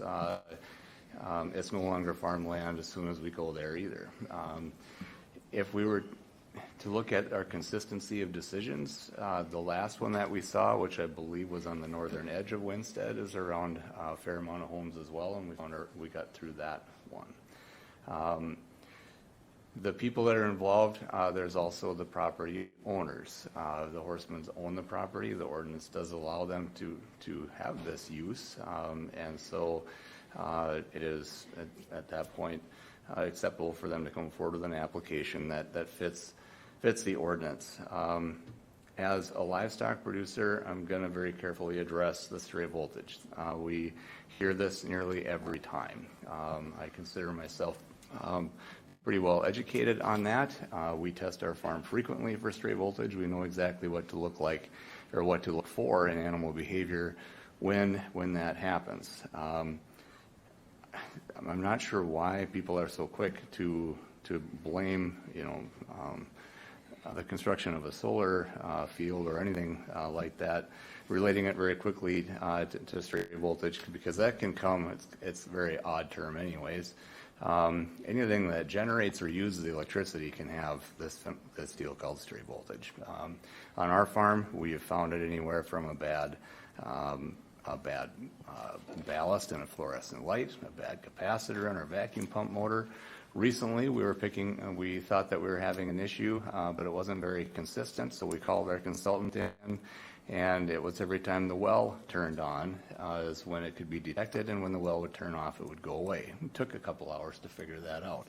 Turned out to be loose wires on the well connection. Once that was fixed, this stray voltage, if we're going to call it that, instantly went away. So it's a much bigger topic than what's making electricity, because anything that can use it, any appliance can generate this to happen, and cattle are very, very sensitive, more than we are. How close am I to a solar panel? Quite a ways away. I'm very close to a substation. So let me finish. You already said your piece, okay? So Again, I'm not going to say that there is one single source that we constantly have to blame, but it is a reoccurring thing here. My point is that it can come from anything that generates or uses electricity. And again, cattle are very sensitive to this. I think that in order to try and get something accomplished here today, we do need to have a motion, and I will place then a motion to approve the application. Motion's been made by Commissioner Wright to approve the application. Is there a second? I'll second. Motion's been made by Commissioner Wright and seconded by Commissioner Nagel. Is there any more discussion? Mr. Chair, if I may, does that include the conditions as stated in the staff report? Yes, all conditions as stated within the staff report. Agreed. I want to emphasize that as well, all conditions. Oh, go ahead, sorry. Go ahead. I just wanted to state again, we need to have some consistency in how we do this. I understand that we've made an ordinance change that will definitely limit further applications. If this passes, I definitely hope that once we go through this, that Mr. Keenan's comments about he's very certain that this will be a constructed project. I hope that comes through and we're not going through all this for nothing. So. Any more discussion? Mr. Chair? Go ahead. Just for a review for me, Mark, what were the concerns for denial at the planning and zoning level?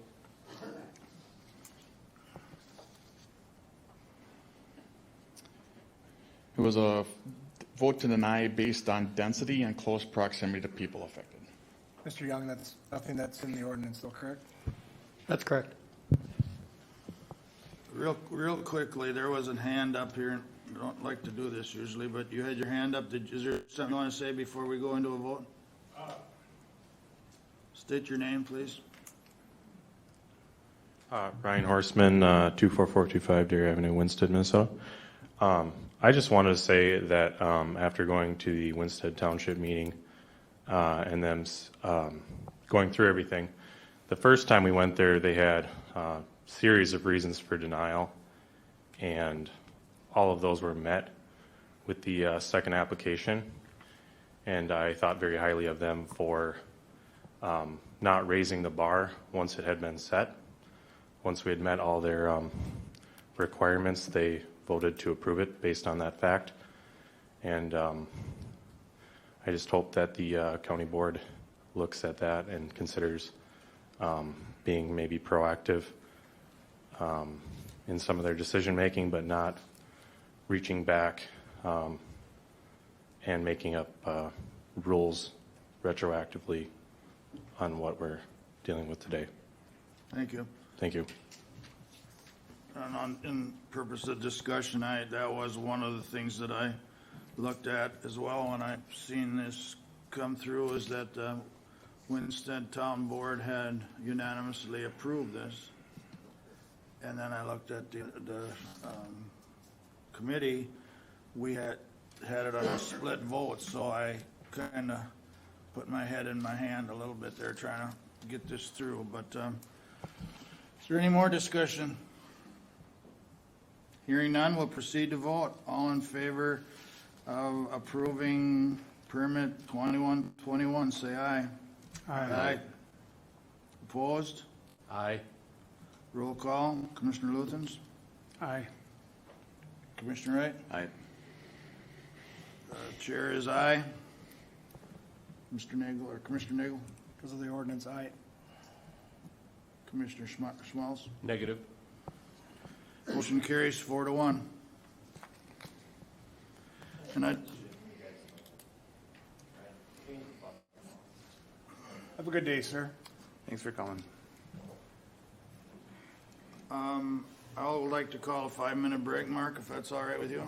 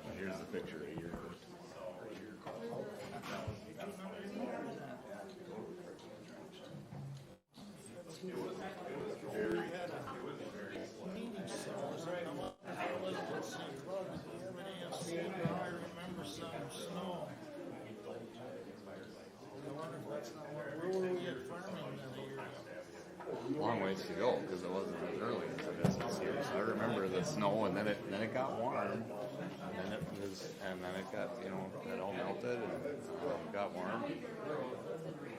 When will we put some conditions on this? We did. We did. Well, everything from the planning commission was on it. From the date of when this application was made. That's the catch. We couldn't put on that hookup one?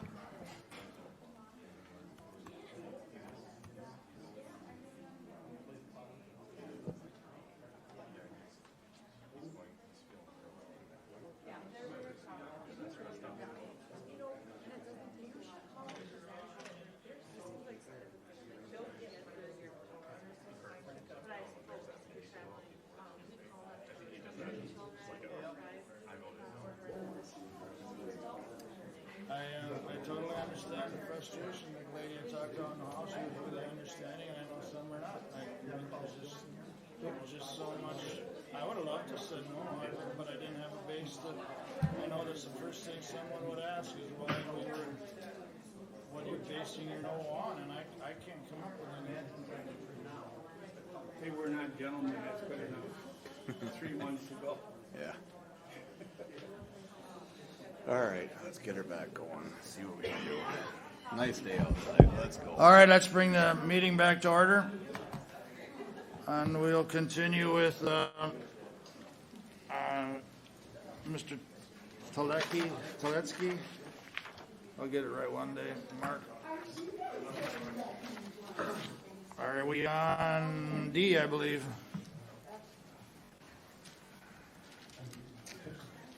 Thank you, Mr. Chair. So proceeding to item D, consider approval of conditional use permit 19-23 requested by U.S. Solar Corporation, Minneapolis, Minnesota, for the essential service of a 0.5 megawatt community solar garden array system interconnected to an XL Energy substation on property owned by Donald Milkey.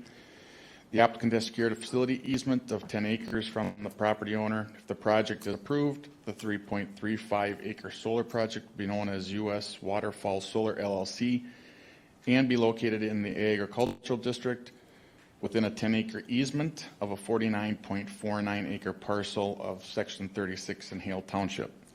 I just want to read through a brief history of this application just for the record. January 22nd, 2020, the application was originally heard by the Planning Commission, McLeod County Planning Advisory Commission. The Planning Advisory Commission tabled this application until February 26, 2020 in order to allow U.S. Solar Corporation to provide additional information that was requested.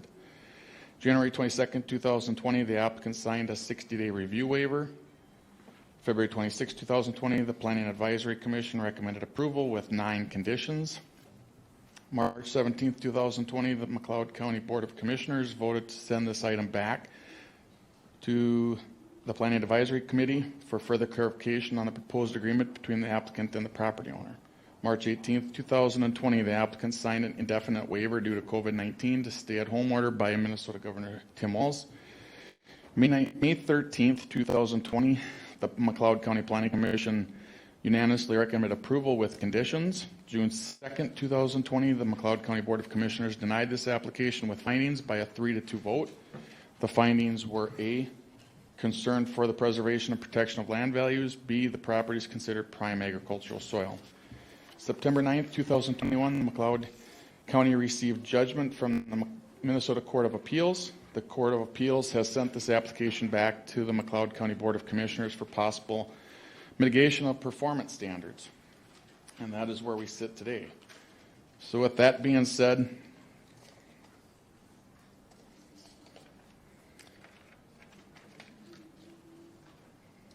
in your packet, we have the application with the proposed conditions on there. And I did receive a letter from Timothy M. Kelly on behalf of U.S. Solar Corp., and I received this on Friday, so it was not in the board packet. I just want to read this for the record. Dear Mr. Teletsky, as you know, the Court of Appeals held the county's decision to deny U.S. Solar CUP was arbitrary and capricious, that the application satisfy all standards of the county zoning ordinance, and remanded the application with instruction to the county board to approve the conditional use application subject to reasonable conditions.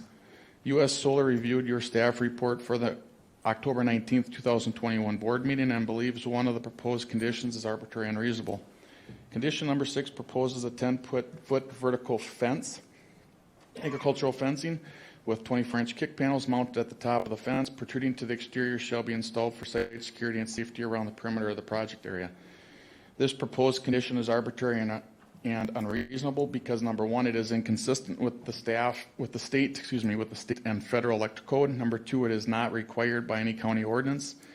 Number 3, it is inconsistent with the CUPs for previously approved solar gardens. Or 4, it was never discussed during the application process. Number 1, state and federal electrical code. Across all 50 states, the National Electric Code, NEC, establishes the standards that ensure safe electrical designation and protect people from electrical hazards. U.S. Solar is required to follow the NEC. With respect to fences, NEC Article 110.31 sets the applicable standard and requires a 7-foot tall fence. The article does not distinguish between chain link or agricultural wood posts with page wire fence. Note, barbed wire is optional, but if there is a 1-foot tall segment barbed wire, the fence panel itself can be as short as 6 feet. It is arbitrary and unreasonable for the county to impose a condition that is inconsistent with NEC. U.S. Solar has developed and built more than 75 community solar gardens, and none required a fence taller than 7 feet. Number 2, not founded in the county's ordinance. The county ordinance does not reference or require a fence that is 10-foot tall plus 24-inch kick panels. It is arbitrary and unreasonable to impose a condition that creates a new fencing requirement that does not exist in the county ordinances. This is especially true because the Court of Appeals already held the U.S. Solar CUP application satisfies all standards of the county zoning ordinance. Number 3, inconsistent with CUPs for other community solar gardens. The county previously approved CUPs for community solar gardens on properties owned by number 1, Dennis and Roberta Lilienthal, number 2, Charmaine Pica. In those CUPs, the county imposed the same condition regarding fencing. That condition is agricultural fencing with 2 strands of barbed wire shall be installed for site security and safety. It is arbitrary and unreasonable for the county to treat U.S. Solar differently and impose a different and more burdensome condition. Number 4, proposed condition was never discussed during the application process. The proposed condition also departs from all prior discussions on fencing. A 10-foot fence was never discussed by the Planning Commission or the board. In fact, when the Planning Commission unanimously recommended approval of U.S. Solar CUP on May 27, 2020, it included as a condition agricultural fencing with 2 strands of barbed wire shall be installed for site security and safety around the perimeter of the project area. That condition, of course, is identical to the condition in the county-approved CUP for the Lilienthal and Pica properties. Proposed condition number 6 is materially different from the Planning Commission's recommendation and the condition in the previously approved CUPs because it requires 1 12-foot versus 7-foot feet total fence height and 3 24-inch kick panels versus 2 strands of barbed wire. For any one of the 4 reasons stated above, proposed condition number 6 is arbitrary and unreasonable. U.S. Solar believes the board should impose the same condition the Planning Commission previously recommended, which is the same condition the board previously approved for the Lilienthal and Pica CUPs.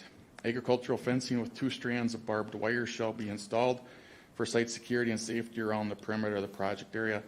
U.S. Solar looks forward to finalizing its CUP at the board's October 19, 2021 meeting.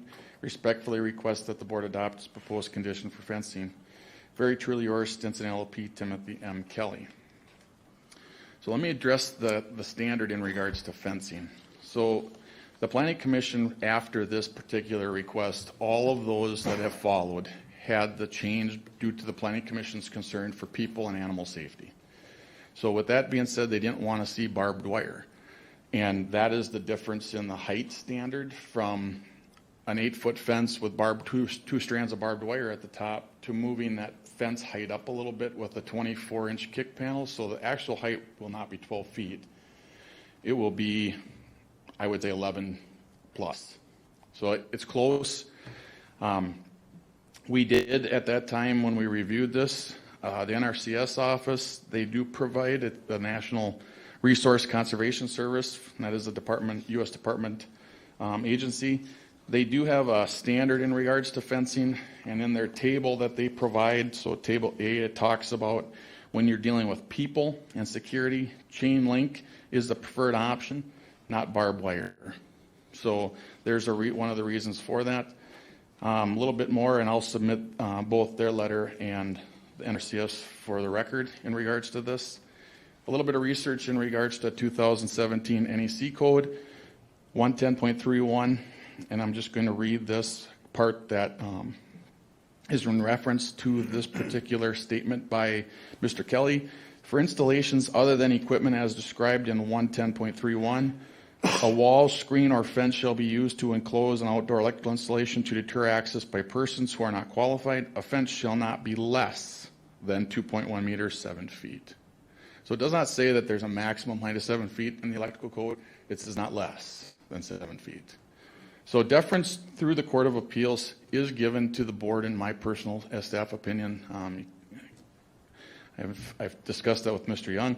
I don't know what Mr. Young's statement to the board would be in regards to that, but I do believe you have the right to mitigate these concerns. And so in relation to that contention on number 6, condition number 6 of this request, that is the statement and the position we as staff will take, but all other conditions seem to be met. So with that being said, I'll turn it back to the board. This is something in front of you. Again, this is back from the Court of Appeals. The Court of Appeals has stated that our findings for denial were inadequate, and they remanded it back to you to consider conditions for approval. Mr. Young? So you are required to issue the CUP. You may attach such reasonable conditions as you deem appropriate. Mark, why don't you go through what the conditions, the recommended conditions are and where they came from?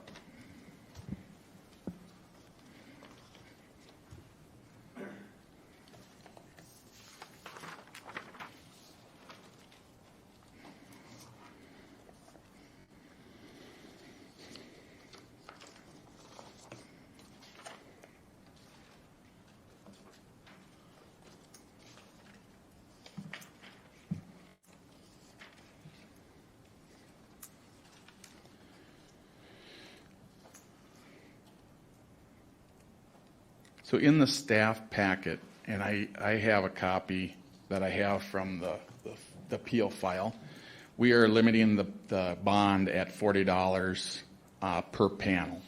So a bond or a letter of credit in the amount of $40 per panel shall be provided to the McLeod County Environmental Service Office prior to any permits being issued. I do believe in your packet I do have a dollar amount in there.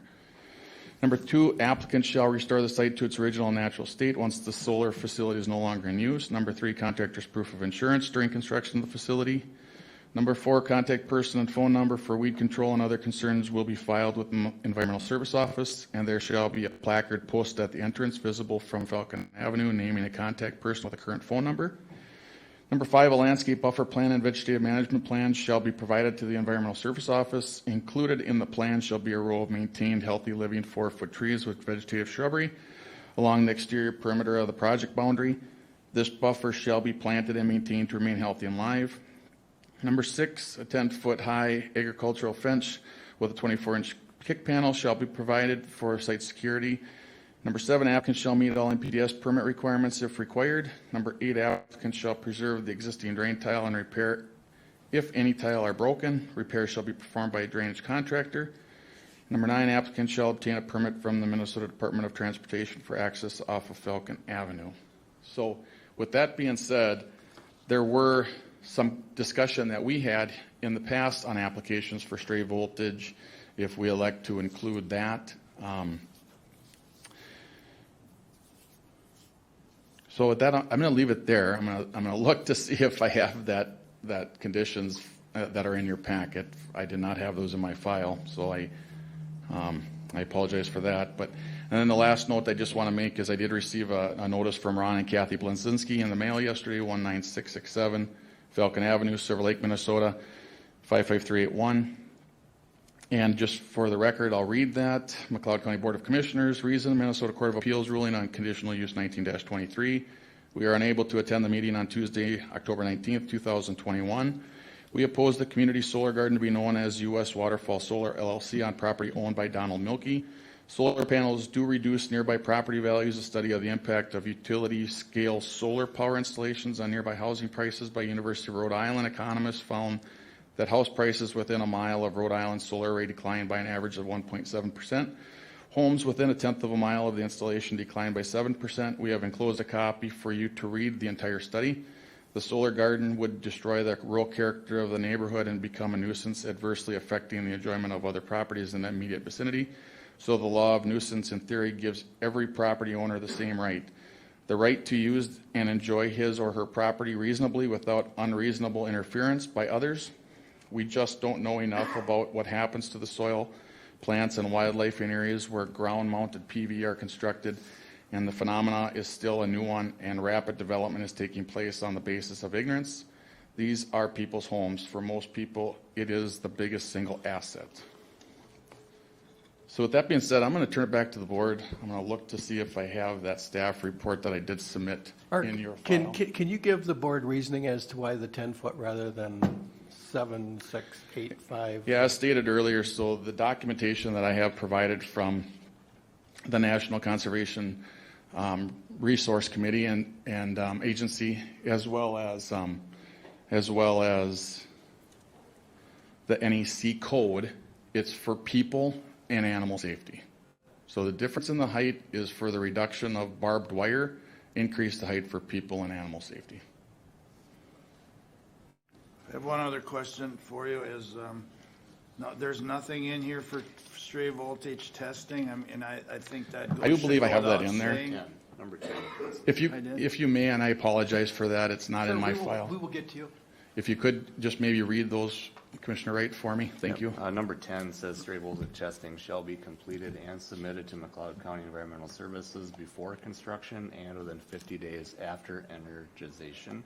And also the dollar figure on the bond, you had the $40 per panel. The total amount was $64,000 in the package. Thank you. I do. As soon as you started reading, I found it. Thanks. Go ahead.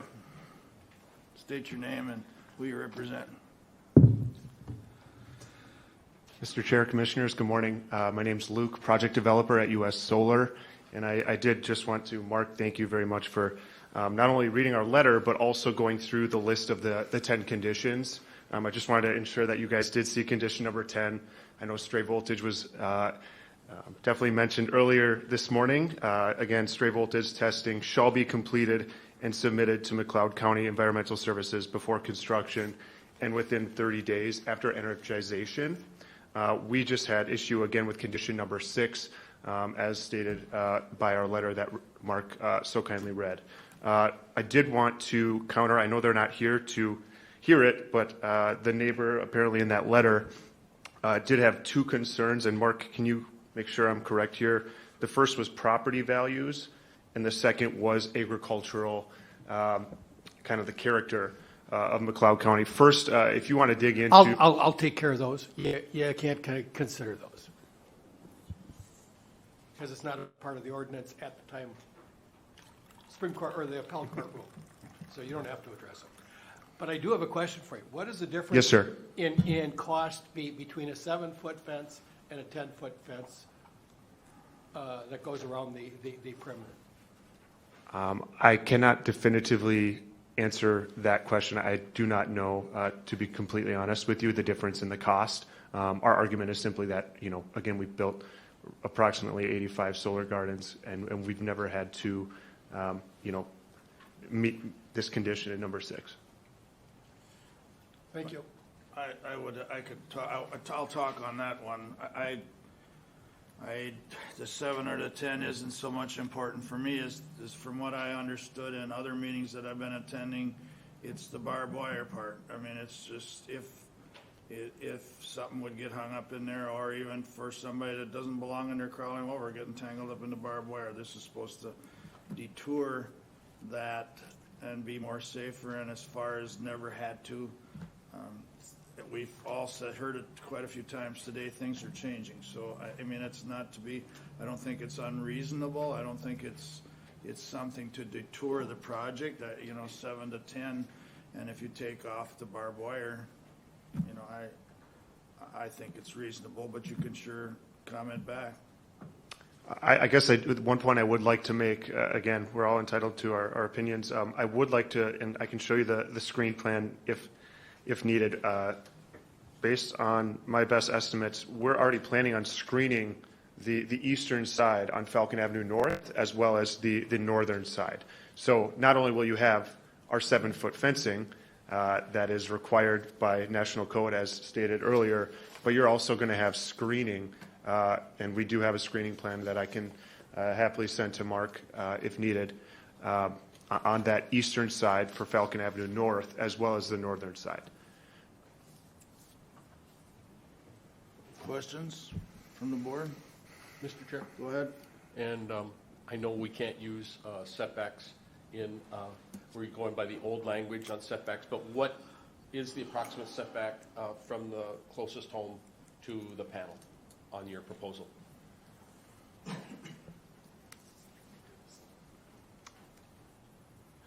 I can touch on the setback to Falcon Avenue North. It looks like, again, we're going to have about, it says here, 130-foot front yard setback from the road center line of Falcon Avenue North to the screening that I just mentioned on that eastern side of Falcon Avenue North.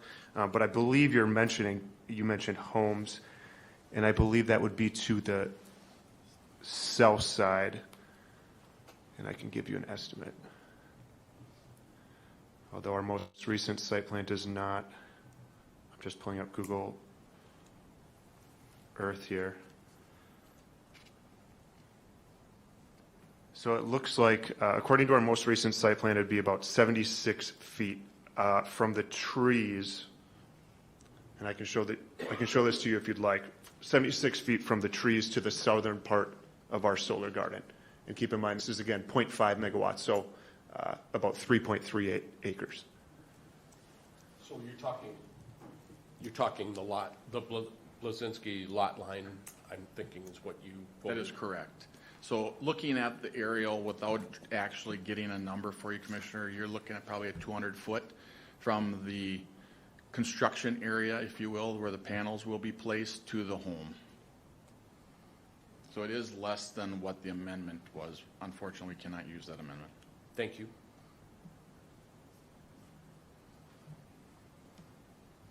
Any more questions? Just go ahead, Don. I want to call on you if you didn't speak, because I do have a question. Yeah, I'm getting impatient. My truck is out there running. Roger Pokanowski, Hale Township. I'm here in regards to this. A question, is there any way to lock this in now where they cannot add on to this solar farm? Are we going to have 3, 4, or 5 different guys coming in here and adding on? That's the only thing I've been hearing, is it ain't going to be the same company coming in. And I have to assume, and we shouldn't, you'd have to be the one making that contract. I don't know, but he's got an anxious hand behind you. Yeah, and their company couldn't make an adjacent application, but another one could. But anything from the adoption of the amendments onward, you had setbacks in there from other solar fields, didn't you, Mark? We do not. We do residences. Okay, so. We do have the prime farmland standard in the amendments. Okay, so you would go by the new rules if there were to be a new application? Okay, so is this a new application? This is actually the old one. Yeah. This is the one that, and that was my question. I remember that day like it was yesterday, and you were even unclear that day.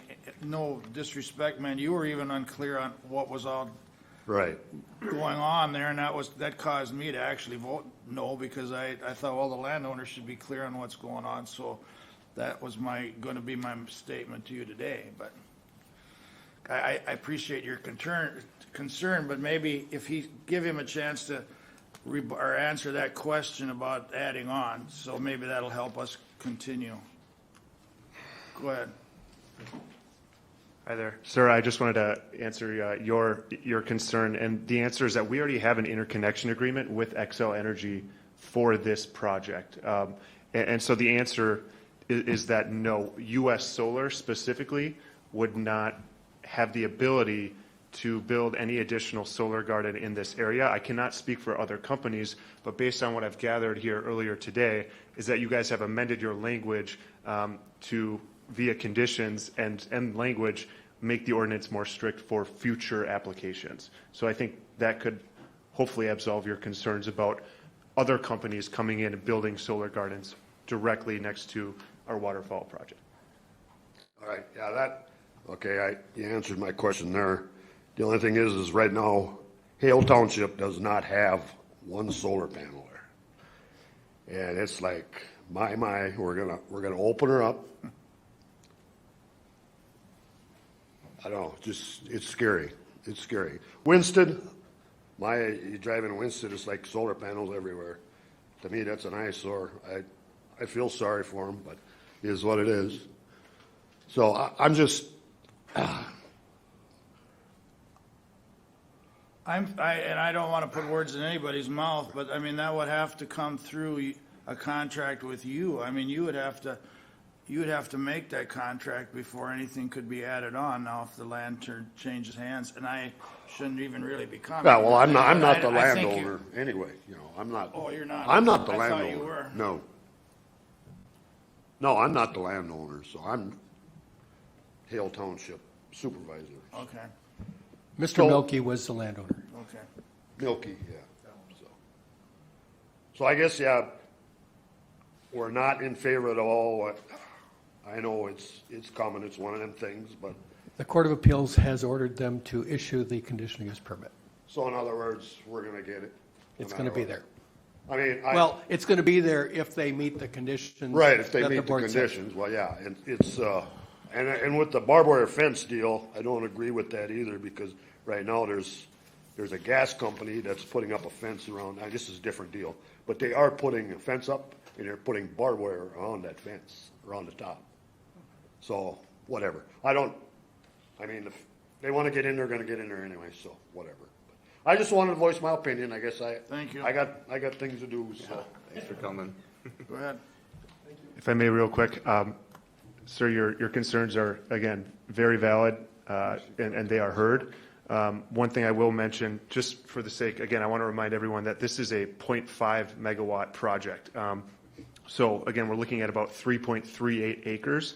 And according to the USDA's study in 2017, which is the most recent one of McLeod County, again, this is not Hale Township specific, but there are approximately 268,636 acres of agricultural land in the county. So doing that math, 3.38 out of 268,636 is about 0.0001258%. So I guess I would make a very strong argument that, the notion that we're coming in here to ruin the agricultural character, there's just very little basis in fact. Thank you.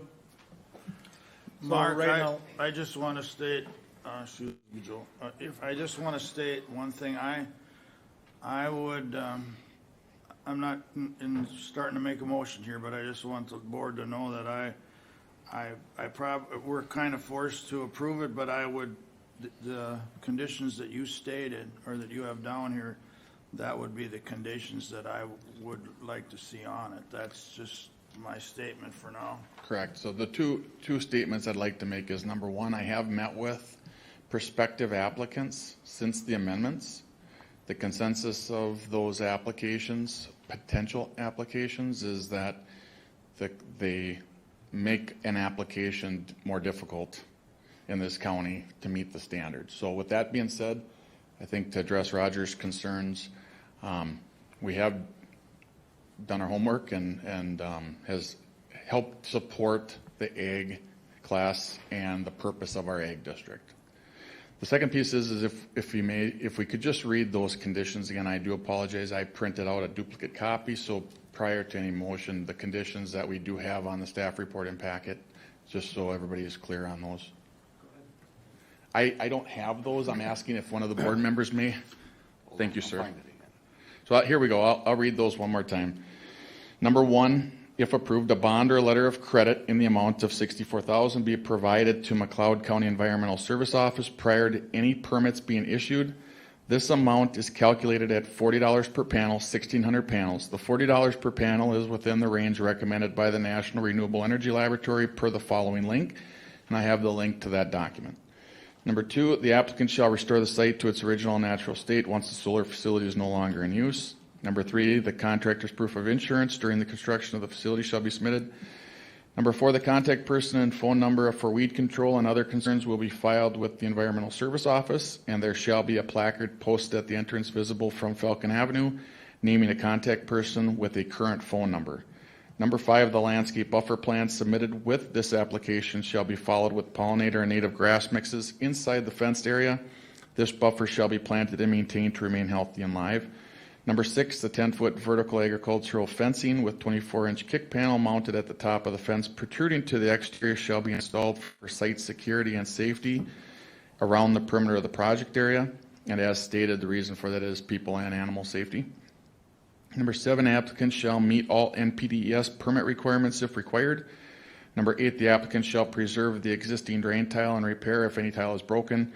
Repair shall be performed by a drainage contractor. Number 9, applicant shall obtain a permit from the McLeod County Engineer for access off of Falcon Avenue, County Road 15. Number 10, stray voltage testing shall be completed and submitted to McLeod County Environmental Services before construction and within 30 days after energization. One thing, Mark, is that 10-foot fence consistent with what the Planning Commission has recommended and the board has used in the last month or so? That is true. Yes, that is correct. And that dates back for how long? So in January of 2020 was a conditional use permit. It was a conditional use permit requested by U.S. Solar. That's 19-23. That is what we're hearing today. Every application after that date, we have required that condition, and it has been attached to the ones that have been approved. So that's conditional use 20-20, 20-21, 2102, 2114, 2115. So in my view, we are not arbitrary and capricious. It is a change that we made due to research, and it is for the purpose of trying to protect people and animal safety. And I go to other meetings, and we've talked earlier about this. It had nothing to do with being capricious or trying to, it's a change that we liked. And I went running by other commissioners in other counties, and it's different. It's something they liked as well, some using them, some and not, but.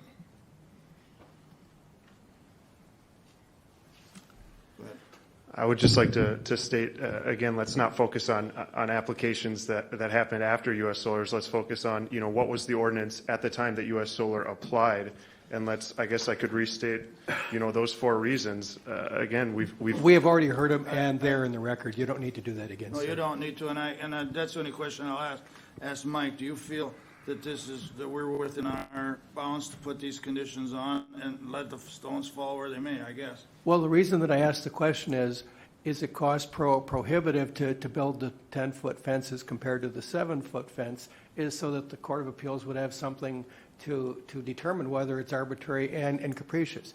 And they don't have an answer for that question. And if they don't have an answer, then they can't say that it's unfair. So, yeah, I'm satisfied that you are going off of the ordinance as it was written at the time. Thank you. Board? Joe, did you have something yet as well? Oh, I've got a lot, but move to approve. Commissioner. With the conditions. Motion made by Commissioner Nagel to approve this permit with the conditions as stated. Is there a second? I'll second. Seconded by Commissioner Wright. Is there any more discussion? Mr. Chair, you have one. You would like to speak? Sure, go ahead. Absolutely. State your name. Sorry if I missed you before. That's fine. Name is Ron Vorlicek. I'm the neighbor just right across the road from the Buzinskis. And if I understood it right, we're putting a fence on the north side and the east side, and correct me if I'm wrong, but right where the Buzinskis live, or like from our side, we're not putting a fence? For sighted, it would be the request. It would be around the perimeter. It would. Okay, so it'd be, okay, thank you. That is clear. And I had the same concerns a lot of the other neighbors did on the other project. I mean, it's the straight voltage. I got 200 head of cattle. I want to build a new house there. Their aerial spraying came up today, which was interesting because this year I did spray everything with an airplane. So it was one of the first years I did it. So naturally I'm against it. None of us want to live there and look at this.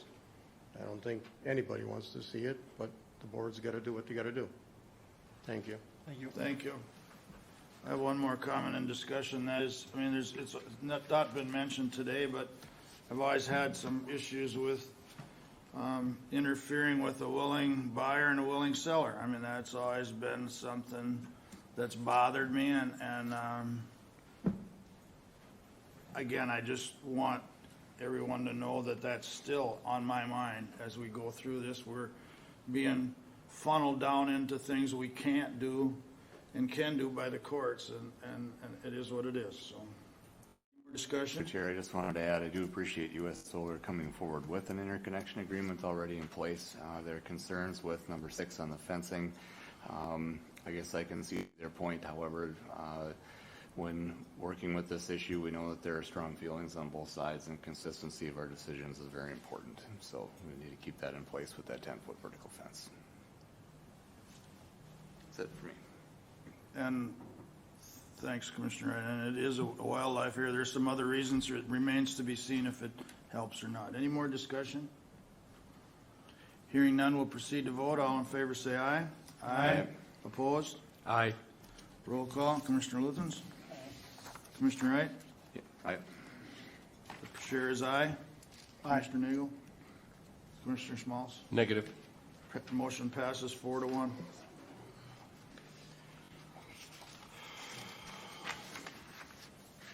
We have an E yet? E stands for eat, or? Thank you, Mr. Chair. So one last item in front of you is item E, and that is consider request by Scott Franzen Lake Marion Improvement Association for aquatic invasive species, AIS funds, and the amount of $23,000 to be paid out of the AIS grant funds for Lake Marion carp cleanout project. Carp is a major impediment to Lake Marion. This project will need to be completed between January 1st, 2022 and the 2022 fishing opener on May 14th, 2022. Commercial fishing contractor O'Malley Fish LLC holds the necessary permits and has submitted them with a quote, a bid. Lake Marion is a 520-acre lake, recreational development lake with a number of private residences and a shoreline that is part of Lake Marion Regional Park, which includes a fishing pier. Carp removal does meet the criteria for designated AIS funds. So with that being said, I'll turn it back to the board. To date, we've paid out for 2 projects. Both of those have been completed, have been satisfactory to the Lake Association residents. So this definitely fits in line with trying to improve our waters. That's all I have to say as well. We don't have many recreational lakes, so anything, in my opinion, anything we can do to help it fits the criteria, but comments from the board? Yeah, Mr. Chair, I've been contacted a few different times over the past nearly a year from the Lake Marion Lake Association on this topic. Carp has been a long-lasting concern for Lake Marion. We do have a very nice park system there, and people come to fish, but those carp are really wreaking havoc with that lake, and so I think this is a very good use of those funds. I'll make a motion to approve. Second. Motion's been made by Commissioner Wright and seconded by Commissioner Smalls to approve the grant to Lake Marion Improvement Association. Any more discussion? Hearing none, we'll proceed to vote. All in favor say aye. Aye. Opposed? Motion carries. Thank you. Thank you, Mark. Good job.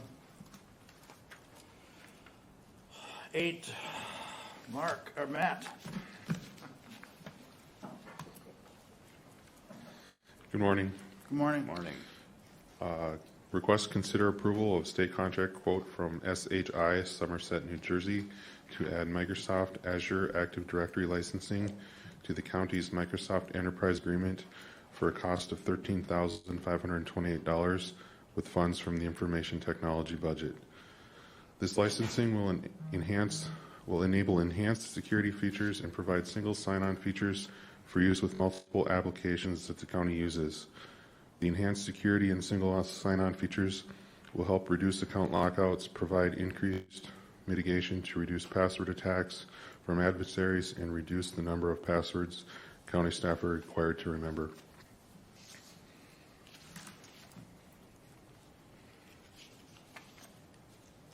Where do we live in? Am I part of the staff? I hope I can remember last password, that'd be great.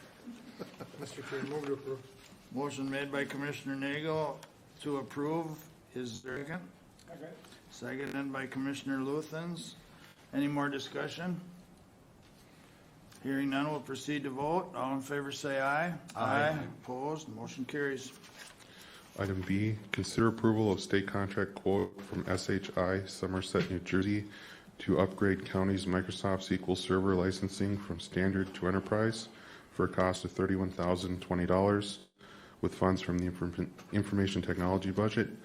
A number of applications that the county uses now require encryption features that are only available in the enterprise edition. Wishes board? So moved. Motion made by Commissioner Wright to approve. Is there a second? Seconded by Commissioner Luthens. Any discussion? Hearing none, we'll proceed to vote. All in favor say aye. Aye. Opposed, motion carries. Thank you. Thank you, Matt. Employee relations, Hannah.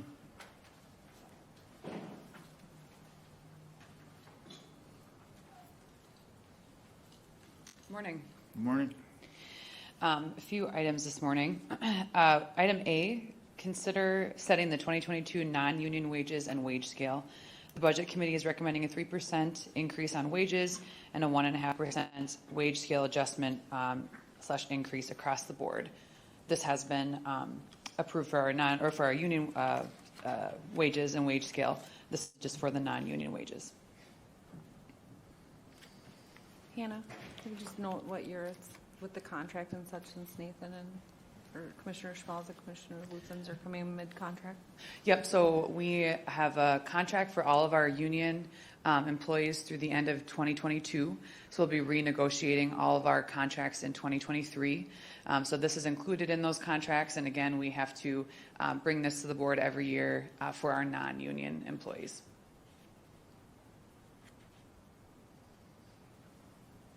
How many are there? Non-union employees? That is a good question. I don't have that number for you right now, but I can definitely get that for you after the meeting. Any more questions? Mr. Chair? Go ahead. Yeah, I believe this is a move to try to retain employees that we have, and I think I've said it before, that I think when we look at the county assets, we have to put our people at the top of that list. So with that, I'll approve the request. Move to approve. Motion made by Commissioner Smalls to approve. Is there a second? I'll second it. Any more discussion? One thing I'll say on discussion, it doesn't matter which meeting I go to right now. It's not so much the amount of money, it's just the availability of people. So whatever I got to do to retain them. It'll be on my calendar. I spent several hours in the meeting yesterday. That's the number one topic, is where do we find help? And that's my comment. Any other discussion? Can I just add, just to make sure that we're being mindful of the fact that we knew that this was coming, because it comes every year of the contract. After the contracts are approved, we have 8 unions, 8 separate contracts. Takes quite a bit of work to go through all of that, but those were negotiated a couple of years ago. And we expect more asks in the future. And like Commissioner or Chair Kruger said, everyone's looking for help, but it is about the money too, because we have to stay competitive to have a good team and treat our employees well. And unfortunately, that's becoming harder with less people available and everyone raising their wages. So I just don't want you to think that this is an end all to anything, because you're probably going to have to talk about this pretty soon again. And I just want to be honest and forthcoming with that. Thank you, Sheila. Thanks. Thank you, Sheila. Any more discussion? Hearing none, we'll proceed to vote. All in favor say aye. Aye. Opposed? Motion carries. B. Consider approval of the Evaluation Committee and Personnel Committee recommended grade assignments for the following positions. Environmentalist 2 graded at a 170. The lead eligibility worker graded at a 160. Office support specialist graded at a 120. public health nurse supervisor graded at 200, and the woman, infant, and children clerk graded at 120. We evaluated this summer with the evaluation committee and personnel committee. These were to be considered for the 2022 budget and have been considered in that budgeting process. We're just bringing these to you today for final approval from the board. Questions for Hannah? Mr. Chair. Go ahead. Yeah, these, just so everybody knows, these were debated, sent back, looked at again. The department heads needed to justify some things to us as we went through this, both, I don't know, up and down, right? You know, as far as the grading process went. So we went through that. Some of these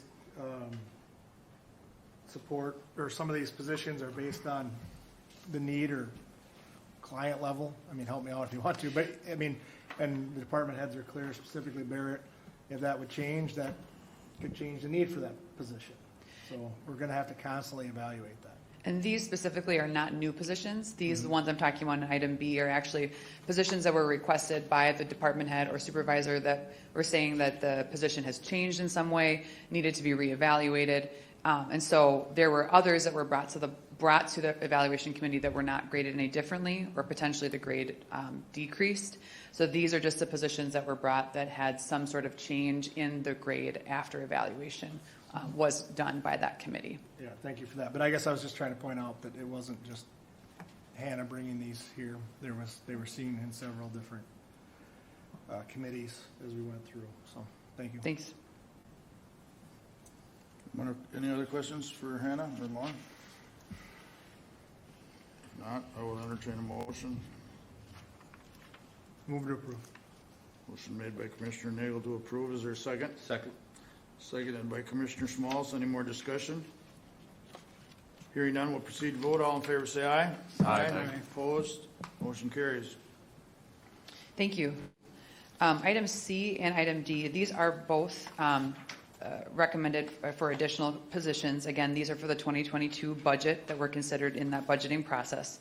So item C, consider approval for the evaluation committee and personnel committee recommended addition of the lead social worker, grade 170, in the Health and Human Services Department. This position will provide Rule 185 case management services to adults and children with developmental disabilities and related conditions. This addition, again, is budgeted for the 2022 budget. Questions for Hannah? I will also note, this is what Commissioner Nagel was mentioning. Right. This position was based on an increase in services needed, and there's a certain number of that basically triggers an additional position. One of the questions from the personnel committee was, what happens if there's a decrease in cases? Will we then do the same thing, which would be take away a position? And that was confirmed with Barrett and the supervisor, that we're constantly tracking those numbers. And if, of course, there was a decrease, a major decrease, we would then, you could take away a position, reallocate that person's time. So that's also being considered if they were to decrease in cases. If I did my homework correctly, I don't think there's going to be a decrease in cases. The only thing is if you'd realign services, and so far that's not on the docket. Any other questions for Hannah? Entertain a motion. So moved. Or where am I here? We're in C, right? C. I believe I had a motion for that. Is there any more discussion? Okay, sorry. Hearing none, we'll proceed to vote. All in favor say aye. Aye. Opposed? Motion carries. I think That's not. I did get back up. Okay. You I'll did back not have up a a little motion. bit. Getting them cluttered together here, but There's been a lot of them today, so it's fine. It's all good. We'll get it figured out. So we need a motion and a second for. right. Motion, was that a motion, Paul? Yes, it was, yeah. Motion made by Commissioner Wright. Is there a second? I'll second it. Seconded by Mr. Kruger. Is there any more discussion? Hearing none, we'll proceed to vote. All in favor say aye. Aye. Opposed? Motion carried. D. Thank you. Last item, consider approval of the Evaluation Committee and Personnel Committee recommended additions of the social worker assessor, grade 160. This additional position is being added due to the significant increase in cases over the last 3 years, with a 55% increase from 2019 to 2020. This is also a budget neutral addition and has been considered for the 2022 budget. Board, any questions for Hannah? We've had some of the discussions on this, obviously. There's a lot of work out there with mental health and everything else, so. Mr. Chair, move to approve item D. Motion made by Commissioner Schmalz to approve item D. Is there a second? Second. Seconded by Commissioner Wright. Any more discussion? Hearing none, we'll proceed to vote. All in favor say aye. Aye. Opposed? Motion carries. Thank you very much. Thank you. Review of Commissioner count. Oh, Sheila, are you doing anything first, or do I go into calendars? No, you go ahead. Can we do a condensed version of everything that's important today? It's been a long day, but. Not that everything we do isn't important, but. October 5th, Commissioners Workshop. 6th, funds, we had a meeting on that. 7th and 8th was this SMAMCH. 2 meetings, one each day. 12th on Tuesday, safety meeting. 13th, Wednesday, pack for family all day. On the 14th, CHB in Hutchinson, solid waste building. And the 15th was a real estate day, pay your taxes. Thank you. Let's see, attended the workshop after our last board meeting. Other ones in there, just real quick, a MRF meeting, Fair Commission meeting, ARPA meeting in there. I'll throw in a couple of fun ones. Last week on Friday, the Hutchinson Ag Program utilized our farm for Farm Product and Safety Day, where the entire 4th grade class from Hutchinson comes out to our farm to go through different workshop stations on ag products, ag safety, and our very own Pat Geiken was able to join us for the majority of the day and covered 911 safety from the Sheriff's Office. On Sunday afternoon, I was able to work with the 4-H program with their new officer training, and that was I had all of the presidents and vice presidents to talk to for about an hour on training responsibilities and processes. So. Thank you, Paul. I also had a MRF meeting. On the 7th, again, it was discussing policies and trying to set up a meeting for the full SWAC committee on some policies changes that we're looking at. The ARPA funding discussions we had. I had one watershed, one plan. Lower Minnesota and Sibley County still aligning its policies, working on priorities. Drainage work group on also on the 14th. It's getting to be quite something. It's a lot of special interest groups where there isn't many people left in the ag realm that are sitting on these committees. So we're doing our best we can to represent the ag industry. Yesterday I did Minnesota Rural Counties, which is our MRC caucus, and that's, I'm just going to comment shortly that it's across the boards, no help finding help. Everybody wants more money. The counties that own their own hospitals, southwestern part of the state, that mental health place, I can't think of the name, but they went high wage increase. I'm not even going to quote it, but and some of our other vendors that we're working with are going up to like 30% increases in wages, and there's a bidding war right now for where our help's going, and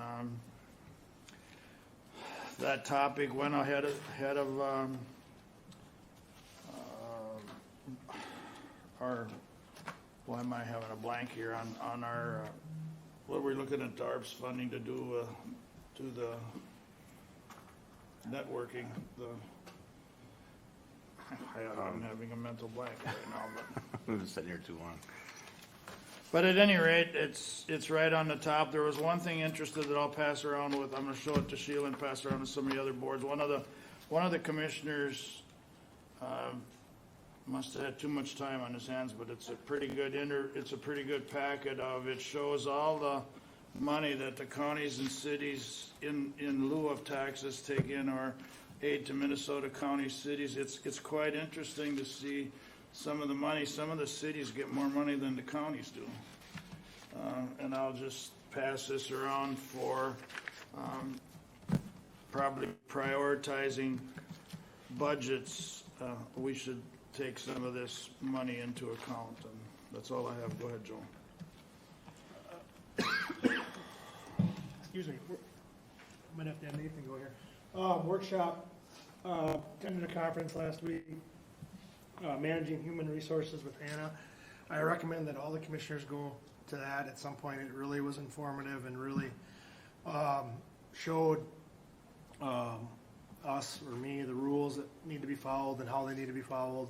So you know when the hiring process is going on, sometimes why it takes a little longer than we want it to, and what needs to be done, what needs to be asked, what can't be asked.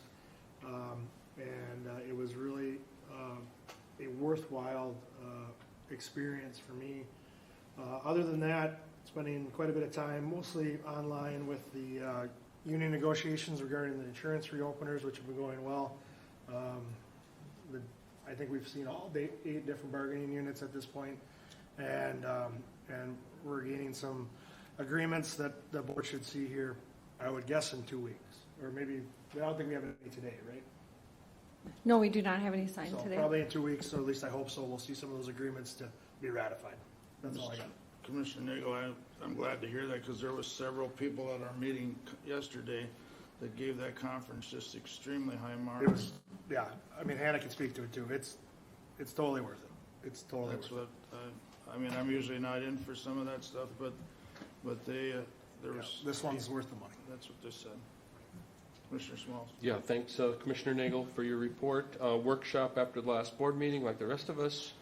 And then on the 6th, I attended both ARPA meetings that were held, and I will commend Sheila on doing a really fine job with those meetings. I was pleased with the participation that we had attending those meetings, so good job, Sheila.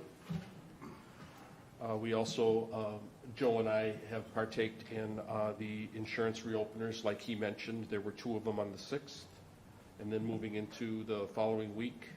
For me, the 11th, we had an insurance reopener. The 12th, we had 3 insurance reopeners. All these insurance reopeners were done by Zoom, which is greatly appreciated. The 14th, like Darrell mentioned, we had CHB in Hutchinson. And on the 15th of Friday, our last insurance reopener. That's all I have, Mr. Chair. Thank you, Commissioner Schmaltz. It was broadband that I was trying to think of, and I absolutely couldn't get there. I was gonna say it. It was, everybody's also looking at that for numerous reasons. Economic development, probably one, but just communication, faster communications. All right, Sheila. Thank you. I had Colleen, our finance director, of course, leave because our meeting has been very long today and she had some things to do. So I'm going to present one of her items, which is item A under county administration. Consider approval of agreement with Government Management Group to prepare McLeod County's central services cost allocation plans for the years ending December 31, 2020, 2021, 2022, 2023, and 2024, in conformance with federal regulation, Title II CRF Part 200, which is Title II, it's part of Minnesota Management Budget, it's grants and agreements. CRF means Consolidated Revenue Fund. Part 200 is the Uniform Administrative Requirements, Cost Principles, and Audit Requirements for Federal Awards. And that's for a fixed fee of $5,350 per year with funds from Countywide Budget 01-003. This is an increase of $100 per year. The previous rate had been $5,250 per year since 2008. A second quote was solicited but not received. So we did ask another vendor to give us a quote, but they did not reply. Looking for approval. Board? Move to approve. Second. Motion made by Commissioner Wright, seconded by Commissioner Nagel to approve. Any more discussion or any discussion? Hearing none, we'll proceed to vote. All in favor say aye. Aye. Opposed? Motion carries. Thank you. Item B, consider a request from City of Glencoe to remove the county-operated 8-yard recycling receptacles located in the City of Glencoe, south of the McLeod County Courthouse.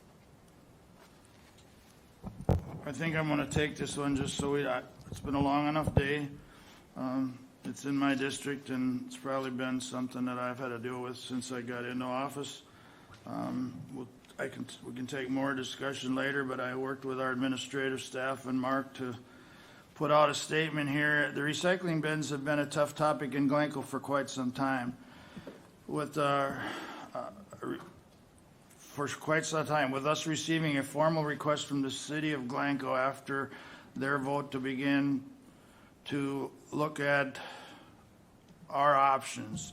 And we have been looking at options. I'm going to just add this in. We have been looking at options all the way around. I don't feel there was a good faith effort with the people that we were working with now, but being the sales of our land and the options that we have to go with them, it takes a little more time than just waving a matching bond and moving them overnight. I don't want the bulk of our customers that use them appreciate them, and I don't want to see them without a service. And not just for the one regarding taking the bins out and putting them by the BMX track. We should environmentally service due to the audit Monday morning. We had our environmental service do an audit on Monday morning to gather visual representation of percentages of houses that have containers. And it came out 75% of the neighborhoods reviewed with containers from West Central and were utilizing the free service in the City of Glencoe. This 25% seen not participating, it's hard to quantify how and what they're using their bins, whether it's for recycling or actually going to the bins downtown. We have 14 bins there, which is more than other places where we have them. There isn't a significant difference in the population in the other locations serving rural collections. Small business owners are utilizing them at the Glencoe locations, which is a likely reason for the amount of product, and therefore the amount of bins were needed to use to keep up with the demand. The intended purpose of the residential rural use, even though the bins are located inside the city. We have a solid discussion when and if the bins are moved or handling difficulty instead of a hasty reaction that doesn't turn out well as in the end. We want efficiency. The bins are emptied 3 times per week. Right now, we want the public to know that we're trying to predict, or my eyes are going bad here too. We are trying to be prudent with the time and the money spent in this program. We are reviewing our options and will not make a change until there is a good place that meets the intent, use of the service, and the need of our county. So in other words, in my language, they're good where they are. It's the best place for them for now. We'll keep pursuing a better place. We're selling our land. We don't have the options. We opened bids this morning, so we're in negotiations with the land across here. And I'm overwhelmed with calls. I didn't get a one to move them. All my calls were to keep them where they are, and although the comment was, don't you have anything more important to do than worry about where the recycling bins are going? And I guess with all that, we've met as a MRF committee, and Mark's going to work on getting a date for a SWAC committee, and we'll carry this through and do the best we can to service. I wasn't elected. I was elected to represent, not to rule. I mean, I'm not gonna, I know the board listens to me, and I appreciate that, being in my district, but I have to listen to my constituents, and overwhelmingly, they want them where they are. I see a hand up. Go ahead. State your name and where you're from. My name is Earl Dahman. I'm a landowner in Virgin Township and also a resident of Glencoe here. I'm a retiree from the city of Glencoe with a power plant. I've been working there 38 years. I want to comment to County. You guys did an excellent job selecting a site what you have right now. I was involved with moving these dumpsters 4 times in my career. And the 4th time, which is right now, it's been the best place you've ever had. I've never seen any debris laying on the bottom besides the dumpsters. Previously, we continuous problem. There's junk, the garbage laying outside the garbage dumpsters. Nobody takes any care of it. You've got the best select position you ever had right now. And hopefully you remain where it's at. And I have contact with at least 50 people. They want to keep it where it's at. They don't want a street that goes to nowhere. You can't. It's hidden. We're all recyclers. We all just recycle, and we need to know where it's at. And you have the best selection right now. I also want to comment. This is the first time I've been in this premises because I'm 90 years old, and you got very good acoustics. I've got a very hard hearing. I've got a hearing problem. I hear just about everything is said in here. So I want to compliment you on this site. Thank you. Thank you. Thank you. Mr. Chair, I just want to point out or add something to what Mr. Dahman said, that one thing that some people shared with us is that since we have a recycling site in Glencoe, that if they have shopping or other things to do, that they then do it when they're running to town in Glencoe. And I think that that's something that we've never spoken about in the larger group. So it is just something to think about. Well, you see, you're not residents of Glencoe, you're areas as well. It's right there. You drive in and down you go. Yeah. What you propose to do, or city is proposing to do, have it out back there in the club at someplace. How do you get to it? Once you're there, how are you going to turn around and get back up? It's just the ideal spot for you. Did you have something to say yet? Otherwise, My name is Alan Robeck, and I'm with the city of Glencoe. I'm a counselor at large. And I think I also live in Glencoe, and I have land out in the township of Glencoe Townside. I think you guys have done a very good job. I've been here. It's been moved 6 times, and right now, I think it's the best place that I've ever seen, and I'm really super happy.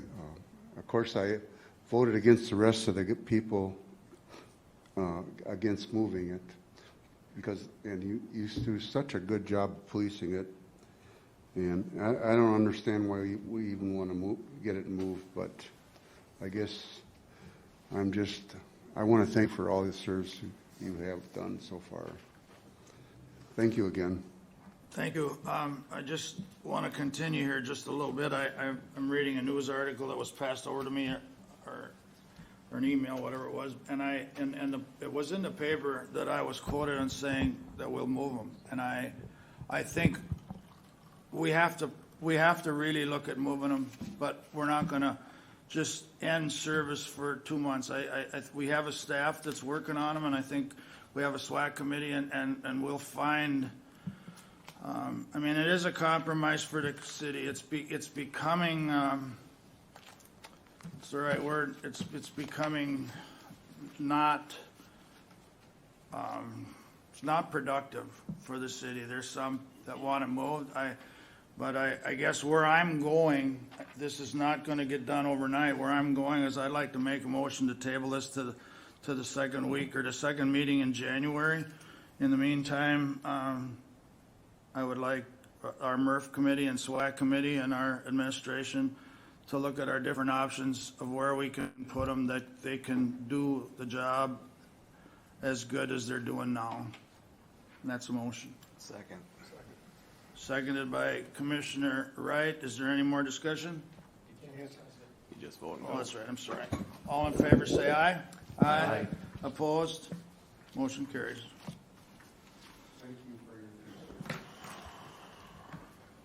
Item C, notification of McLeod Drainage Authority informational landowners meeting on the redetermination of benefits of county ditches 8, 10, 35, 36, and 37.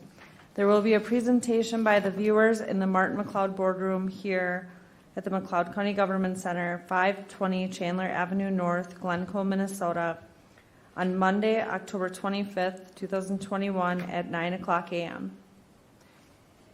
Item D, notification of board workshop to be held following the county board meeting on November 2nd, 2021 at the McLeod County Government Center, 520 Chandler Avenue North, Glencoe, Minnesota.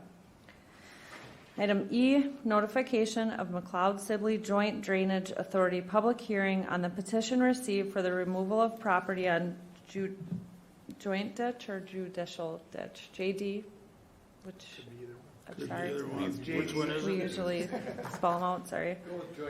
Thank you. Joint Ditch 8, McLeod Sibley. The Drainage Authority will accept public comment regarding the petition for removal of property at the Martin McLeod boardroom, again here at the McLeod County Government Center, on Tuesday, November 2nd, 2021 at 2:00 p.m. Item F, notification of McLeod Drainage Authority public hearing on the redetermination of benefits of county ditches 8, 10, 35, 36, and 37. The Drainage Authority will accept public comment regarding the redetermination of benefits in the Martin McLeod boardroom here at the McLeod County Government Center on Tuesday, November 9, 2021 at 1:00 p.m. You won't remember all that, so if you need to ask a question, call us or look it up online. Thank you. I appreciate you fumbling with a couple of words there to make me look a little better. You're welcome. You win. It didn't make you look any better. I didn't mean that. I'm just here to make Doug look better. We did move our closed meeting, so I would assume that you would like us to do that next. Just the information regarding the bids received. Okay, thank you. At 8:30 a.m., we met as promised in the advertisement for sealed bids. If you give me a moment, I want to pull up a statement regarding that. I promise it isn't long. Summary of bids received is what we'll go over today.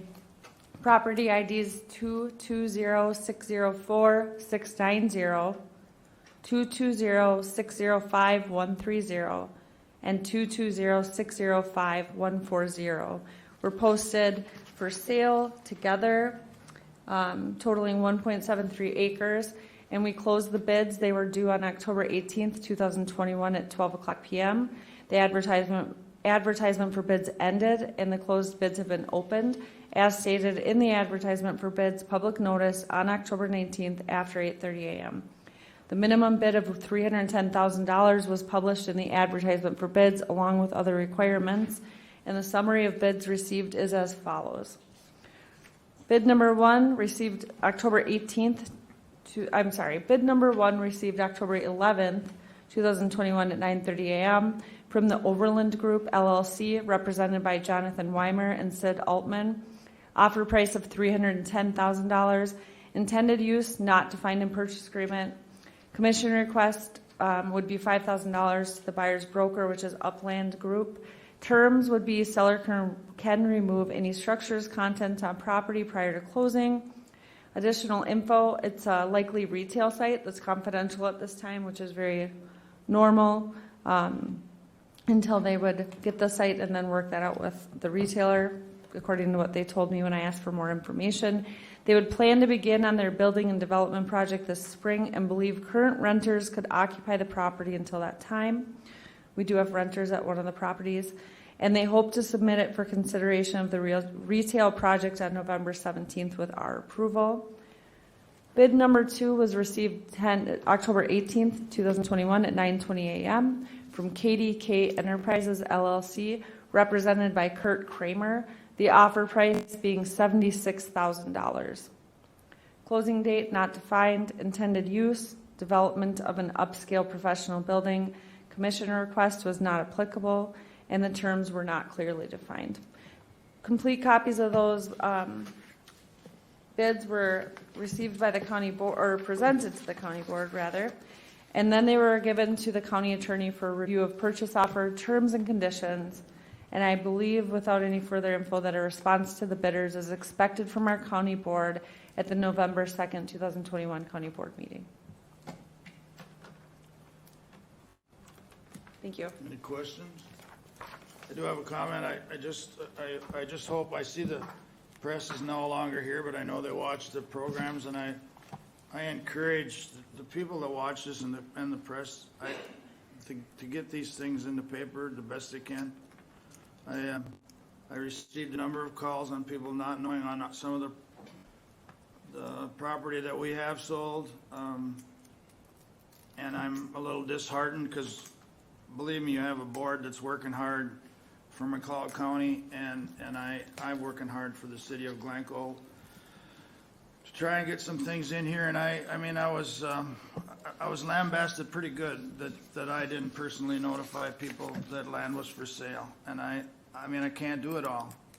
I would be more than happy to do that. I mean, nothing was behind closed doors. I was excited about the offers we got. I'm actually excited about the one we got today, but I mean, to see where this all goes. But the point is, press, I know it's out on the electronic media, whatever you call it nowadays, or on the phones. Pay attention. There's stuff. Everybody knew this was coming for years, that we were going to do this, and I so far what I've seen, it's all for the good, and I apologize to anybody that felt they were kept in the dark or left behind.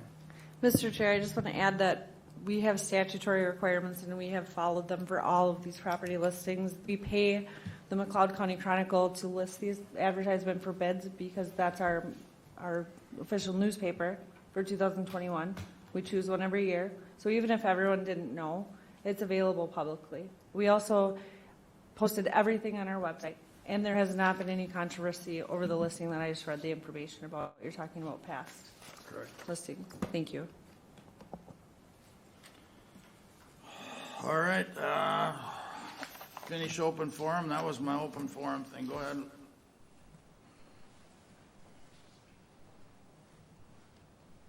I just want to let you know that during the meeting I got an email about the Hutchinson Armory site. Planned hours are Thursday and Fridays, 11 a.m. to 6 p.m. Homeland Health will be the clinical lead with support staff provided by the Minnesota National Guard, and a press release should be out sometime tomorrow. Just Thursdays and Fridays right now. It's something. Starting now or starting next week? I think tomorrow, or on this Thursday. I thought they were putting the push on with the National Guard. I wasn't sure. It might not be until the 21st in that email, right? That's this Thursday, yeah. Sorry, I keep thinking. I think this Thursday. How's the word going to get pushed out about that to the community? You know what? You are starting to look better. Feel it. A press release will come out, but we will post it everywhere we possibly can and share that. Okay, thanks. And again, I hope the press is still listening. They're the ones that need to get it out in the papers. And we did have Karen Ramage here until before, and she had to leave because of the length of our meeting, and we will be sending her the information you just went over. And send it to the chamber. They maybe already know, but the chamber. We always send media releases to a set list of people, so if someone wants to be added to that, contact Liz Danielson.